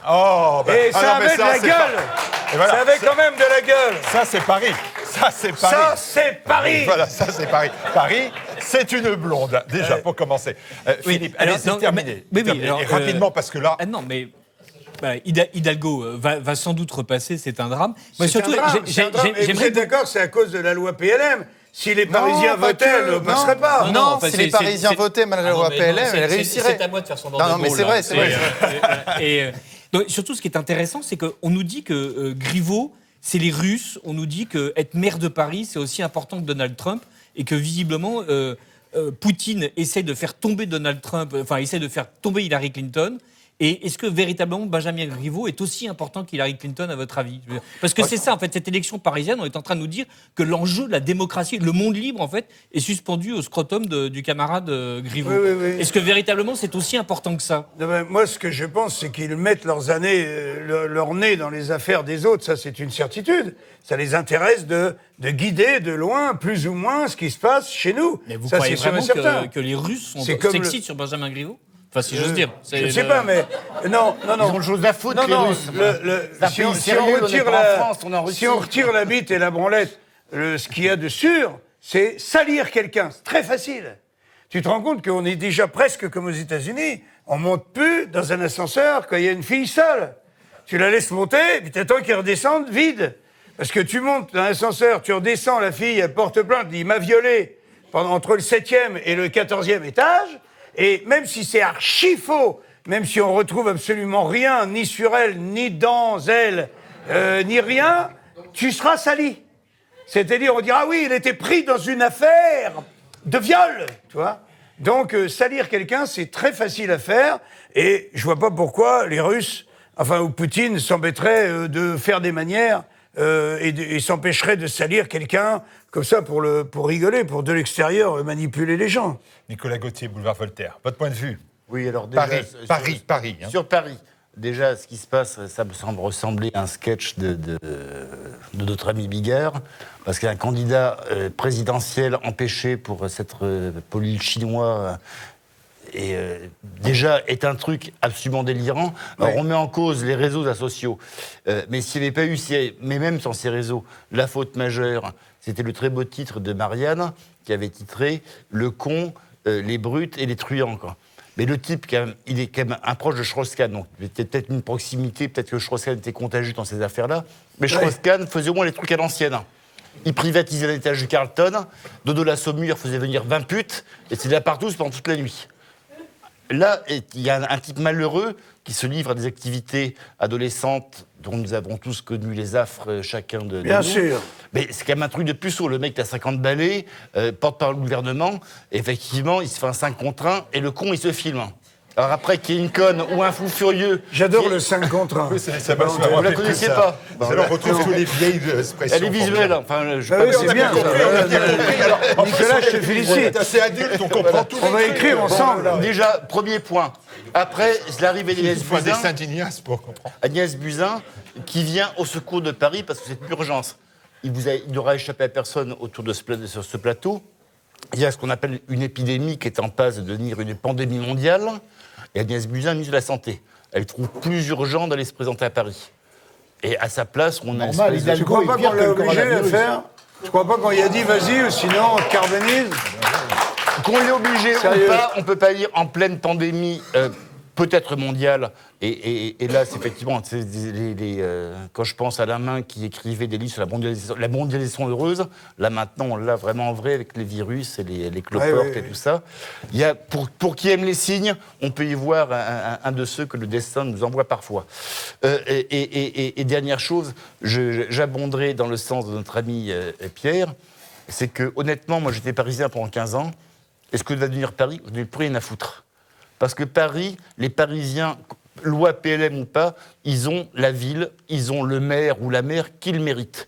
Et quand tous ces cons-là votent ou pour Macron ou pour Hidalgo, et après ils se plaignent qu'il y ait des rats dans les rues, ils se plaignent d'être emmerdés par les migrants. Non mais elle fait pas 50%, elle fait 23% dans les sondages, ça veut donc dire qu'il y a 77% de gens qui n'en veulent pas. Donc ne me dites pas tous les Parisiens. Enfin, moi cette globalisation sur tous les Parisiens, il y en a qui vivent dans les... Non mais c'est vrai, majorité de Parisiens. Il y en a qui vivent dans des pioules, qui vivent dans 10 mètres carrés. Les Parisiens qui n'ont rien à foutre, c'est ça le problème. Voilà. Non, mais les Parisiens ne votent pas, les Parisiens, ça fait même... parce qu'avant... 600 000 sur 2 millions. Avant Hidalgo, il y a eu Delanoë, il y a eu Tibéri qu'on aurait presque à regretter, parce que lui, au moins, c'était dans son registre de passation de pouvoir, il était... c'est pas le pire des pires des meilleurs. Après, on a eu Chirac, qui était sûrement le pire. Mais je vois Paris se dégrader dans l'indifférence générale des Parisiens. Qu'on voit le café de Cluny, un des plus vieux cafés de Paris, dans le 6e, qui est devenu une Pizza Hut. Effectivement, les Parisiens qui tolèrent ça, Mais il ne mérite qu'Hidalgo. Et qu'elle repasse. Moi, ça fait 20 ans que j'ai quitté Paris, je vis à la campagne. Donc les Parisiens crèvent. Qui crèvent déjà, tout ça. le 97 sur cette émission, c'est déjà une souffrance pour moi. Que les Parisiens élisent un autre maire, mais qu'ils n'aillent pas se plaindre ensuite. Ouais, mais enfin, toi, tu dis, Nicolas. Nicolas, tu dis, moi, je m'en fous. Les réactions sont mitigées, je vois. Non, mais, Nicolas, toi, ce pitié pour que les tu Parisiens. nous dis, c'est je m'en fous, qu'ils restent dans leur merde. Mais non, il y a des Parisiens Ils ont qui le sont pouvoir là, de la qui ont envie changer, de... mais qui votent bien. Qui Eh votent ben, bien. mais qui votent, et pour qu'ils le problème votent... d'Hidalgo, juste pour finir, comme le demandait Martial, le problème d'Hidalgo, c'est effectivement, elle a un socle de 25% de voix. Donc, tout ce qui est connards, à trottinette électrique, qui vont chez les barbiers et les concept stores, ces trucs-là. Après, il y a 65% de Parisiens qui ne veulent plus d'elle. Alors, le plafond de verre ne concerne pas que Marine Le Pen. Hein, et je ne sais pas comment ça va sortir. On verra après les combinaisons, parce qu'entre Buzyn, Dati et Villani, comment ça va s'arranger, mais au bout du compte, ce sont les bobos qui vont gagner, quoi. Parce que ce sont les seuls motivés. Et après, que les Parisiens qui ne vont pas voter, qui ne se plaignent pas. D'accord, je préfère que ça se formule comme ça. Allez, Philippe Randa, Bon, pour Euro-Liberté. cette élection, quand même l'élection de toutes les surprises à Paris, parce que, rappelez-vous, au tout début, tout le monde était sûr qu'Anne Hidalgo n'allait pas repasser et que Paris était à prendre, et donc La République En Marche en a fait un enjeu national, avec Benjamin Griveaux, qui était quasiment sûr d'être élu. Et finalement, la mauvaise campagne de Benjamin Griveaux avant, et l'affaire que l'on sait, a fait que ça a remis en question, ça a fait monter Rachida Dati. Depuis l'explosion de Griveaux, Buzyn, finalement, se maintient dans les sondages, mais Anne Hidalgo n'est plus sûre ni de gagner ni de perdre. Rachida Dati n'est plus sûre de perdre ou de gagner. Et Buzyn, on ne sait pas encore. Chapeau, Rachida Dati, hein. Et alors, surprise ce soir, puisque c'est officiel, je crois, depuis 2 jours, Jean-Marie Bigard est sur la liste de Marcel Campion. Et effectivement, ça change tout. Avec un numéro, ça change tout, parce qu'avec un numéro comme il vient de le faire là, à mon avis, Marcel Campion a aussi ses chances maintenant. Bien sûr, pourquoi pas. Clair.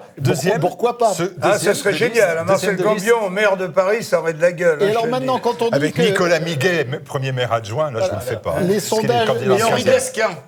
Et Henri de Lesquin sortir de qui manquait. Versailles, Oui, peut-être il manque celui-là.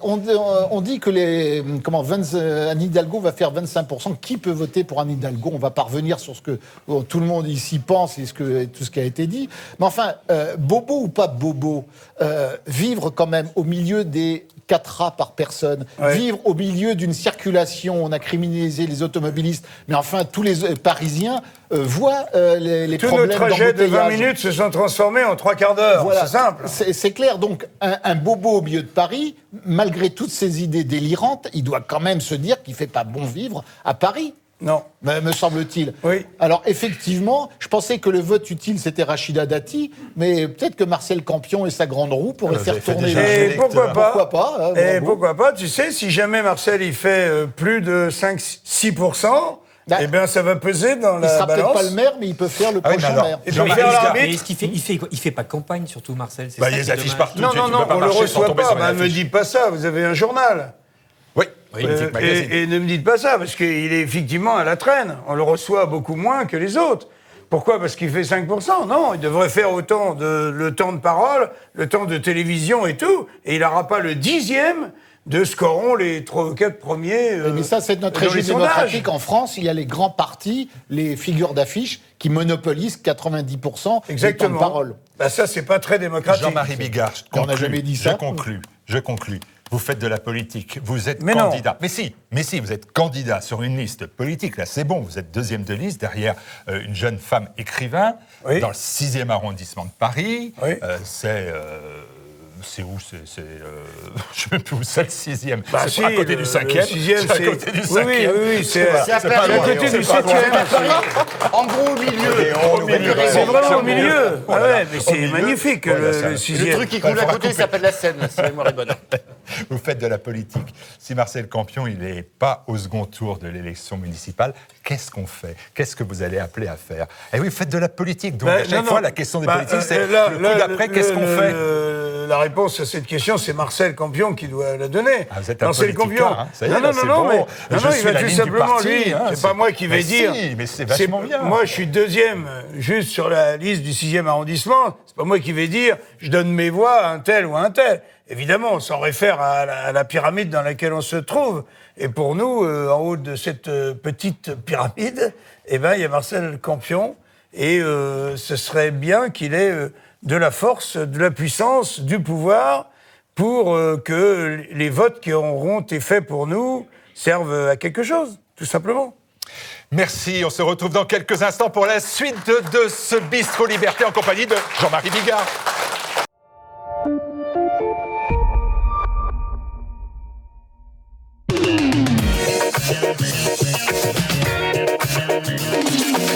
Voilà, et la voix va se faire entendre pour ce moment particulier intitulé Confession. Vous allez voir, ça va pas très très loin. Allez. Quel fait d'actualité vous a le plus marqué au cours des derniers mois? Derniers mois, dernières années, les Gilets jaunes. De toute évidence, la seule force d'opposition en France. C'est tout? C'est énorme. C'est énorme. Il y a plus les partis ont été plus ou moins pulvérisés. C'est un coup de pied dans la fourmilière. La seule vraie force, la seule vraie voix du peuple, ceux qui incarnent le plus le peuple, ce sont les Gilets jaunes. Oui, mais Jean-Marie, à chaque fois vous êtes allé sur les ronds-points, qu'est-ce qu'on vous a dit? On a bu des coups, on a échangé des idées. Et puis prends la marche, prends la tête, parce qu'ils n'en avaient pas. Oui. Ah, pourquoi vous ne l'avez pas fait? On m'a dit, je l'ai pas fait, parce que c'est une sacrée responsabilité, encore une fois. Est-ce que je suis plus utile en dehors du terrain que sur la pelouse? Tu vois, est-ce que je suis plus un entraîneur qu'un joueur?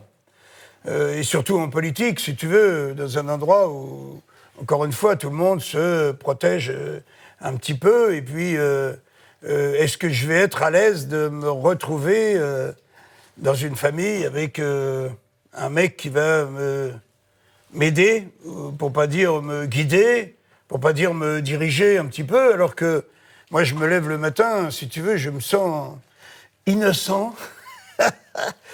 Comme un œuf de pigeon, tu vois. Un œuf de pigeon. Ah oui, je me sens... C'est innocent, un œuf de pigeon. Un œuf en général, d'ailleurs.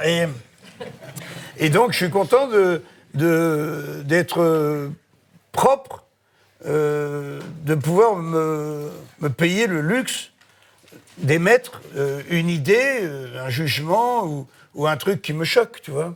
Je préserve ma liberté. Donc, voilà. Allez, autre question. Quel est votre héros dans la fiction? C'est Spider-Man. Pour une phrase qui est dans ce film et que j'ai adoré, Dieu sait si le héros le paye, il en perd son oncle à cause de ça, qui juste avant de se faire tuer par un mec qui veut lui voler sa voiture, il lui dit « à grand pouvoir, grande responsabilité ». Et donc c'est tout ce que nos hommes politiques devraient entendre et faire. Et moi, j'ai un grand pouvoir, je viens de te le dire tout à l'heure, avec mon petit téléphone, je me fais appeler par la première dame de France. Donc, grand pouvoir, grande responsabilité. Même ma femme me dit, qu'est-ce que tu te fais chier? Tu fais rire les gens, tu gagnes bien ta vie, on est heureux, qu'est-ce que tu vas mettre ton nez là-dedans? Tu récolteras que des coups de bâton, les uns et les autres vont essayer de te détruire, ce qui est l'absolue vérité.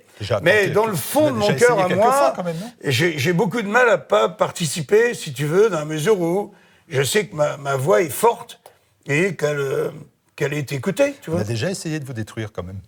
Oui, on l'a fait plusieurs fois. Chaque fois que j'ai ouvert ma gueule. D'ailleurs aussi, quand je me suis approché du trône avec Nicolas Sarkozy, tu vois, j'ai été lapidé, quoi. C'est-à-dire la jalousie. Tu vas dire, attends, c'est quand même pas le mec qui a écrit le lâcher de salope qui va être invité dans l'avion présidentiel. Pour aller au Vatican rencontrer Benoît XVI. Certains, peut-être ici, autour de moi, sont en train de se dire, ouais, c'est vrai que moi, je l'ai eu un peu comme ça. de savoir que Bigard, il est dans l'avion présidentiel et il va voir le Saint-Père. Voilà, c'était ça quand même. C'était pas pour aller voir... C'était pas pour aller à Roland-Garros. Oui, c'est ça. Tu vois, il m'invite à aller voir le Saint-Père et j'ai craqué. Je me suis retrouvé avec mon téléphone en train de photographier des tapisseries millénaires. Je me suis amusé à voir sous le bureau du Premier ministre, donc de Benoît XVI, hein, c'était Benoît XVI à l'époque, avec des encriers, des buvards et tout, une table de 20 mètres de long. Tu vois une tapisserie millénaire avec en dessous le ballon de la Juve et une Ferrari miniature. Tu te demandes ce que ça fout là, mais il décale les messes que la Juve joue. Donc j'ai été ravi d'être présenté au Saint-Père comme le plus gros donateur individuel français, ce dont tu remarqueras, je me vante pas trop, mais voilà. Et puis Sarkozy, il avait une main sur l'épaule du Saint-Père, une main sur mon épaule. C'était comique, quoi. C'était comique. Il expliquait au Saint-Père que j'étais un mec bien. Tu vois, il disait très cher Saint-Père, parce qu'on dit très cher Saint-Père, et il dit, vous vous rendez compte, c'est un homme qui a fait le Stade de France, tu vois, hein, comme s'il en avait quelque chose à branler, le Saint-Père. Et du coup, moi, non mais sérieux, c'était quand même quelque chose. Je me dis, où je suis? J'ai pas eu le temps de lui dire qu'il y avait des préservatifs parfumés, qu'il y avait vanille, chocolat, cacahuètes, tout, que c'était bien les préservatifs, j'ai pas eu le temps. Et je suis resté 5 minutes en compagnie, donc, de notre président et du Saint-Père. La presse italienne, quand je redescends de ça, se jette sur moi pour savoir qui je suis. Il dit, mais vous êtes qui? Tous les autres, les ministres, les académiciens qui étaient avec moi, ont passé 15 secondes avec le Saint-Père, le temps de baiser l'anneau, et tu te barres. Il y a un protocole, hein, t'arrives, tu fais ça, tu te barres. T'arrives, tu fais ça, tu te barres. Et moi, 5 minutes. Donc, ils voulaient savoir qui j'étais. C'était donc très, très, très comique. Et j'aurais dit que j'étais juste un humoriste un peu vulgaire. Et voilà, et je parle pas italien, donc ça a été vite fait, mais voilà. Allez, autre question. Et si vous étiez un livre? Je serais peut-être, vraisemblablement, même Ondine de Jean Giraudoux. Toujours pareil, puisque je vois bien où il est, le thème, là, je vois où je suis. Hein. Ondine, c'est une thérapie pour la terre entière. C'est quoi? C'est un chevalier qui est aux ordres d'un roi, c'est toute une cour, et puis qui va venir se fracasser sur une jeune fille qui a 13 ans. Et d'ailleurs, elle a été jouée par Isabelle Adjani, hein, cette pièce, quand elle avait 17 ans. Et à la Comédie Française, elle avait déjà mis tout le monde d'accord. Et je crois que j'ai regardé cette pièce et lu ce livre, le livre des dizaines de fois. La pièce, j'ai dû la regarder, je pleure aux mêmes endroits. Et j'entends des choses tellement belles sur l'humanité, quand l'humanité, tout d'un coup, est confrontée à une vérité. Je vais te dire une des phrases, par exemple, quand le chevalier avait dit à Ondine, s'il te trompe, est-ce que tu nous permets de le tuer? Et il trompe. Et elle dit, mais ne le tue pas. Et il dit, mais j'ai pas besoin de le tuer. Il est à fin de vie. C'est toi qui l'as tué? Et il se met à genoux devant Ondine, le roi des Ondins, et lui dit, tu sais, les chevaliers ne trébuchent pas sur les dragons. Ils trébuchent sur une brindille d'osier, une innocence, une transparence, une fille qui aime. Merci, je fais un tabac. Ah bah là, c'est... Et t'as vu? Ça, c'est l'autre face de Bigard. Hein. Pas une couille, pas une bite, rien. Non, rien. Et ça marche quand même. Rien qui traîne, rien qui dépasse. Allez, autre question posée. Que chantez-vous sous la douche? À mes enfants, en ce moment, ils ont 7 ans. Hein. Je vais avoir l'assistante sociale qui va arriver à la maison. Je sais qu'on va essayer de me les retirer, mais tant pis. Je leur chante. Ça a démarré il y a quelques jours. Hein. Je leur chante. Mon père était vétérinaire. Il soufflait dans le cul des chevaux. Ah, il rigole. Avec un petit tube en verre afin de les rendre plus gros. Mais un jour ce fut le contraire. C'est le cheval qui péta. Et sur sa tombe au cimetière, on pouvait lire ces quelques mots. 3, 4. Mon père était vétérinaire. etc. Et là, en ce moment, il chante ça à tue-tête à l'école. À l'école, ils sont bien. Ils sont bien à l'école. Et je pense que je vais avoir un coup de fil bientôt. Oui. Même Bon, Macron, il s'appelle peut-être. Bigard, hein, donc tout va bien. Oui, hein. Voilà. oui. Bon, allez. D'ailleurs, l'institutrice, je reproche un peu, elle lui dit « Jules Bigard !» Elle lui dit. Ah bon? C'est terrible de... Elle précise que c'est mon fils. Je ne sais pas si là, le CSA ou Muriel Robin, je ne sais pas s'ils n'auraient pas protesté sur un truc comme ça. Enfin bref, peu importe, qu'est-ce que tu veux. Vous en voulez à Muriel Robin, quand même? Qu'est-ce qu'elle a fait? Non, En fait, elle vous a dénoncé, elle a dit moi, que je ne lui en pour, veux pas parce que je connais les vertus du pardon. Mais non, mais elle est très, très énervée. Vous racontez une blague, ça va vous être énormément reproché parce qu'elle est sexiste. Je raconte Bon, la elle est blague vieille de la comme- déchirure que je raconte depuis 30 ans. Tu vois, le médecin, il attrape la gonzesse, il la bourre, il dit voilà, ça c'est une déchirure, ça c'est une tendinite, c'est ça la blague. Je la raconte depuis 30 ans et tout à coup, le ciel me tombe sur la tête. Et Muriel Robin, avec son poids, et Dieu sait si elle en a, Muriel Robin demande à ce que je sois puni. Martial. C'est-à-dire, Muriel Robin, elle ne dit pas en téléphonant, tu exagères, Parce que c'est une je, amie, c'est une amie, défends hein. la cause des femmes, je trouve que cette blague est trop violente pour notre époque, t'aurais mieux fait de la garder sur toi, demande pardon, j'aurais accepté tout ça. Mais là, elle réclame ma punition. C'est très très grave parce que moi je suis quelqu'un de très connu. Je salue toutes les 10 personnes que je croise dans la rue, elles me saluent, elles me lèvent le pouce. Mais un mec qui écouterait Muriel Robin dirait il faut peut-être le punir, tu vois. Et un fou, pourquoi pas, me tirerait une balle dans la tête.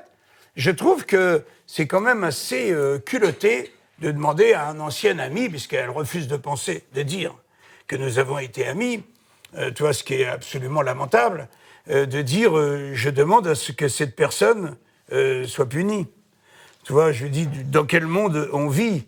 Je me dis si tout le monde peut ramener sa gueule, là c'est grave parce que c'est Muriel Robin, que Muriel Robin a aussi, elle aussi, comme moi, un grand pouvoir. Donc un grand pouvoir de nuire aussi. Elle se retourne tout d'un coup contre moi. Je trouve ça terrible parce que on vit une époque où tout le monde peut ramener sa gueule, sa science. C'est-à-dire, le monde est devenu une réunion de copropriétaires. Et sur l'échelle de la connerie, il n'y a rien au-dessus de la réunion de copropriétaires. C'est le vrai, top, Moumout. On est d'accord. Il n'y a rien au-dessus. On est d'accord. Allez. J'étais il y a quelque temps aux grosses têtes. Est venu le moment de la fake news. On est 6 grosses têtes à RTL. Hein, ça n'apprendrait rien à personne. Il y a 5 fake news, fausses nouvelles. Il y en a une qui est vraie. Celle de l'autre matin, au milieu des inepties qu'on sortait joyeusement aux grosses têtes, il y a un moment, il y a une news qui arrive, on ne sait pas si elle est fake ou si elle est vraie. Il y a une dame qui a téléphoné à la police. Elle était dans un bus parce que le chauffeur du bus toussait. Il toussait un peu trop à son goût. Elle a appelé les flics. Les flics sont arrivés à la sortie du bus. Ils ont embarqué le chauffeur. Et les 35 personnes du bus sont restées bloquées. Parce qu'il y a une connasse. Parce que moi, j'appelle ça comme ça. Elle entend, tu vois, à 8 mètres d'elle, le chauffeur du bus fait « Hey, la police !» Tu vois, le monde est devenu comme ça. Bon, allez, autre question. Avec qui aimeriez-vous dîner? Pas dire Muriel. Hein. Non. Pas pour l'instant. Non, j'ai toujours été à 2 doigts, je l'ai côtoyé, mais j'adorerais dîner avec Gérard Depardieu. Parce que j'adore sa féminité. C'est sérieux, je parle sérieusement. Oui, mais c'est pas faux. Je vois, moi, sa féminité, sa douceur. D'ailleurs, il a une voix assez douce. Et en même temps, sa force, tu vois, la force qu'il y a dans une maman très costaud, tu vois, qu'il faudrait pas trop faire chier d'ailleurs.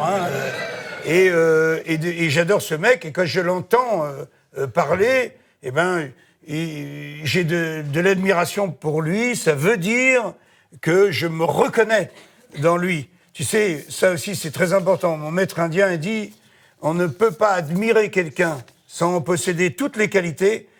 En revanche, le revers de la médaille, c'est qu'on ne peut pas détester quelqu'un sans en posséder tous ses défauts. Tu vois, c'est parce que on trouve cette personne, on a tellement peur d'être cette personne ignoble qu'on se sert de la détestation. Et moi, je privilégie, dans tous les cas de figure, le pardon. Je préfère plaindre la personne, je préfère la compassion, parce que la compassion et le pardon sifflent à coup sûr la fin du match. Après, tout le reste, c'est se grimper dessus, c'est s'affronter, c'est la violence, c'est le bordel. Allez, on poursuit. 2 questions encore. Que mangeriez-vous sur la tête d'un pouilleux? Alors ça, j'ai la réponse. Je mangerai une omelette aux coquillettes. Ah, c'est pas cher. Alors, mais Martial, je te le dis, quand il te reste des coquillettes, on n'a pas tout mangé. Ça se garde très bien, les coquillettes. Tu les mets dans le frigidaire, c'est très bien. Tu les reprends, tu les mets dans une poêle. Tu sais, comme pour les faire sauter un petit peu. Ta poêle, elle est bien chaude. Ça commence à cracouiller un peu, tu vois. Là, auparavant, tu as cassé 3 œufs dans un bol, tu as bien touillé. Tu verses sur les coquillettes qui viennent rafraîchir, les œufs viennent rafraîchir les coquillettes. Elles se mélangent avec. C'est un peu tortilla espagnola, mais avec des pâtes et non pas avec des pommes de terre, tu vois. Bon, si peu que t'aies mis un peu de ciboulette, je te raconte même pas, 2-3 échalotes, tu mets une assiette, hop, tu retournes, hop, tu reglisses le truc, et là, chaud ou froid, hein, avec un petit filet de vinaigre, oui. Là, tu me donnes un pouilleux qui a la tête plate, et je mange sans problème sur lui mon omelette aux coquillettes. Omelette aux coquillettes. Allez, dernière question. Oh, merci! Que dira de vous la postérité? Je pense qu'ils diront une phrase qu'il dirait à peu près, il avait des couilles et du cœur. Et je crois qu'il dirait, c'est le fils d'Alex Métayer qui m'a dit ça, et je pense que j'adorerais avoir ça sur ma tombe. Il m'a dit, tu as un gros cœur qui tâche. Tu vois, référence, tu vois, au côté un petit peu robuste, un peu populaire, tu vois, mélangé avec un cœur qui saignerait pour la bonne cause, tu vois, et qui sentirait un peu le vin rouge. Donc, on dira, il avait un gros cœur qui tâche. Allez, il avait un gros cœur qui tâche. Super. Allez, on prend, et on se retrouve dans quelques instants pour la suite de ce Bistrot Liberté en compagnie de Jean-Marie Bigard.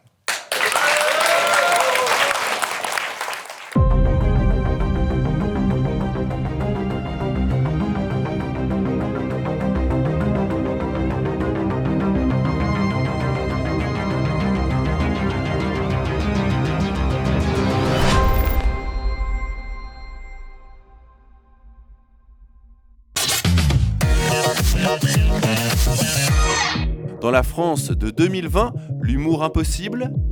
Les réseaux sociaux expriment la crispation de la société autour de la transgression et du politiquement incorrect. Les libertés d'opinion et d'expression plient sous le poids des polémiques, des procès, des dénonciations et des signalements. Dans ce contexte, l'humour va-t-il devenir impossible? Alors, retour dans ce Bistrot Liberté. Il a gagné d'avance, Strauss-Kahn, avant ça. Non, mais moi je vous laisse. Hein. Non, mais rien. Je parlais avec monsieur. Non, mais je vois bien que pendant la coupure technique et de publicité, vous continuez le débat, quoi. Non, mais je suis vraiment désolé, Martial. Je demande mais c'est pas pardon. grave. Non, mais vous pouvez rester quand même. Non, mais vous pouvez rester. Vas-y, parlons de moi. Voilà. Bigard. Je fais encore des couvertures. Oui. Mais oui. L'interview sans tabou. Et je me suis dit quand même que il y avait une phrase, c'est dans le collègue de Valeurs Actuelles. Oui, je lis en plus ce que vous dites, et j'y crois. Donc, nous vivons dans une dictature. Oui. Il ne faut pas pousser quand même. Oui, une dictature douce, oui, bien sûr. Mais c'est la pire parce que tu la vois pas arriver. C'est-à-dire que chacun se protège. Qu'est-ce qu'on peut penser d'un pays comme la France qui, en 2005, référendum, demande à tous les Français de répondre. Voulez-vous être dans l'Europe ou pas? Les Français, par référendum, disent non. N-O-N. Et qu'est-ce qui se passe après? On dit, on vous a entendu, vous avez dit non, donc nous, on va dire que c'est oui. À partir de ce moment-là, où est-ce qu'on est en démocratie à partir de ce moment-là? Quand le peuple, on lui demande son avis et qu'après on lui dit, bah non, tu te souviens, c'est quand, c'est pas les Hollandais, c'est quels sont ceux? Les Danois. Les Danois, mais c'était un sketch. Moi j'ai dit, et que j'en ai parlé à l'époque, je dis aux Danois, ils répondent non. Et on leur dit, attendez, les dirigeants du Danemark, ils disent, attendez, on va vous reposer la question, hein? Wow! Il y en a qui dorment, là! La réponse, c'est oui! Et vous, comme des cons, vous vous êtes gourés, vous avez dit non! Alors on va revoter! Mais cette fois-ci, pas de conneries, hein? Faut dire oui. C'est quoi ce type de démocratie? Je voudrais pas doucher votre enthousiasme. Et je suis désolé parce que c'est très bien ce que vous dites, je suis parfaitement d'accord. Je sais ce qu'il va dire, Mais quand même, si ensuite, après le non des Français à l'élection européenne, la Constitution est passée dans l'Europe et tout, c'est quand même avec la proposition d'un candidat à la présidentielle en 2007, c'est le traité de Lisbonne qui était dans le programme de Nicolas Sarkozy, que vous connaissez un peu, je crois. Oui, bien sûr. C'est quand même lui aussi qui a officiellement bien sûr, c'est lui qui a lâché le salope à l'Élysée ce jour-là, c'est magnifique. Oui. Ouais.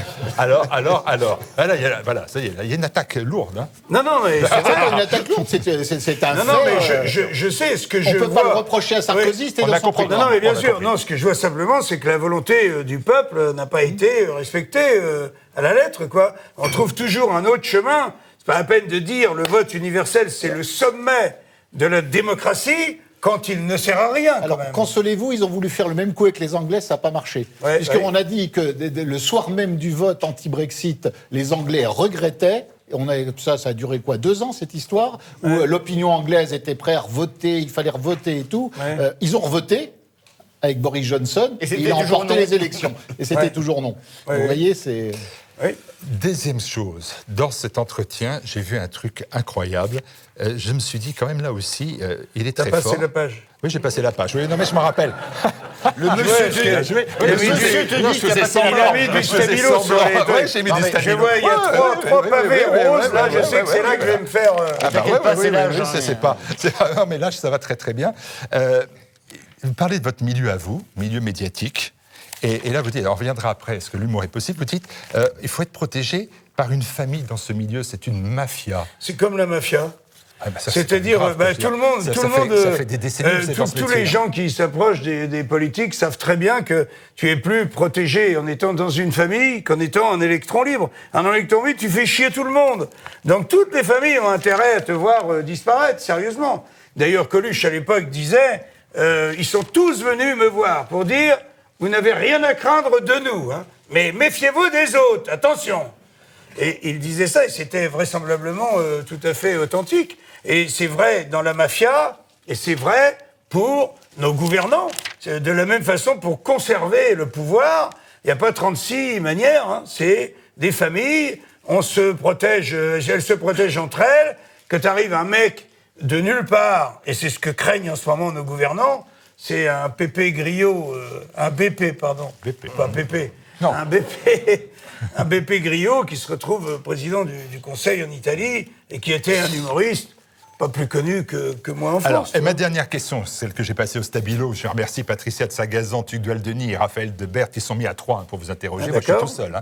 J'ai quand même du courage. La dernière question que j'ai trouvée quand même, la dernière réponse que j'ai trouvée incroyable et qui m'a amené à cette question, l'humour est-il possible? Vous dites à un moment donné, le lâcher de salope, je ne pourrais plus le faire maintenant. Exactement. On me laisse le faire parce que je l'ai Je écrit suis il y a la 20 ans. preuve vivante que on ne peut plus faire un certain nombre de choses. C'est vrai. Et toi, bien malin, celui qui pourrait me dire qu'aujourd'hui, si ce sketch n'existait pas déjà depuis 20 ans, j'ai le droit de le faire sur scène. D'abord, je fais ce que je veux sur scène, première chose.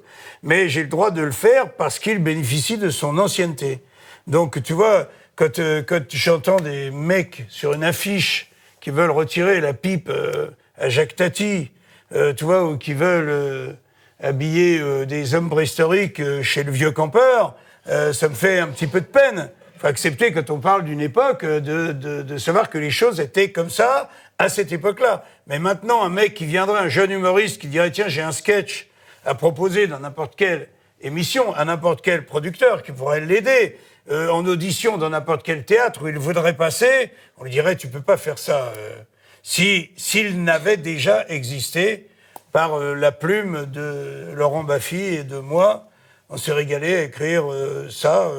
On a trouvé que c'était assez juste et que c'était une bonne photo de la société, Je dis ça, notamment des hommes. Je dis ça avant de leur donner la parole. C'est important ce que je veux dire, Jean-Marie, parce que quand, par Tous exemple... les pour autres, des c'était proches- de la merde, ce qu'ils Non, ont non, dit. moi, non, c'est c'est ça. important. La question, mais non, mais c'est pas... Parce que là, ils l'ont mal pris. Regarde la Non, tête de je vais demander à Tugdual Voilà, Denis. enfin, l'invité qui a compris ce qu'on Je vais demander qu'on aux se journalistes disait de à Valeurs chaque Actuelles de émission. venir m'aider. Non, non, mais ma question, elle est importante parce C'est trop tard, qu'il y a eu Martial. débat sur le fait, par exemple, on vous a rapproché de Desproges, là, sur les images. Vous avez Oui, vu, on a mis oui, Desproges j'ai à côté de vu, vous. j'ai été Et- très honoré. C'est souvent- une légion. Ça, c'est une légion d'honneur, tu vois. C'est une petite légion Et d'honneur. souvent, on a dit, Desproges, il ne pourrait plus dire ce qu'il a dit aujourd'hui. Et j'ai vu passer dans des journaux, même des journaux importants de gauche, en disant non, non, mais pas du tout, c'est absolument vrai, c'est un fake news, c'est une fake.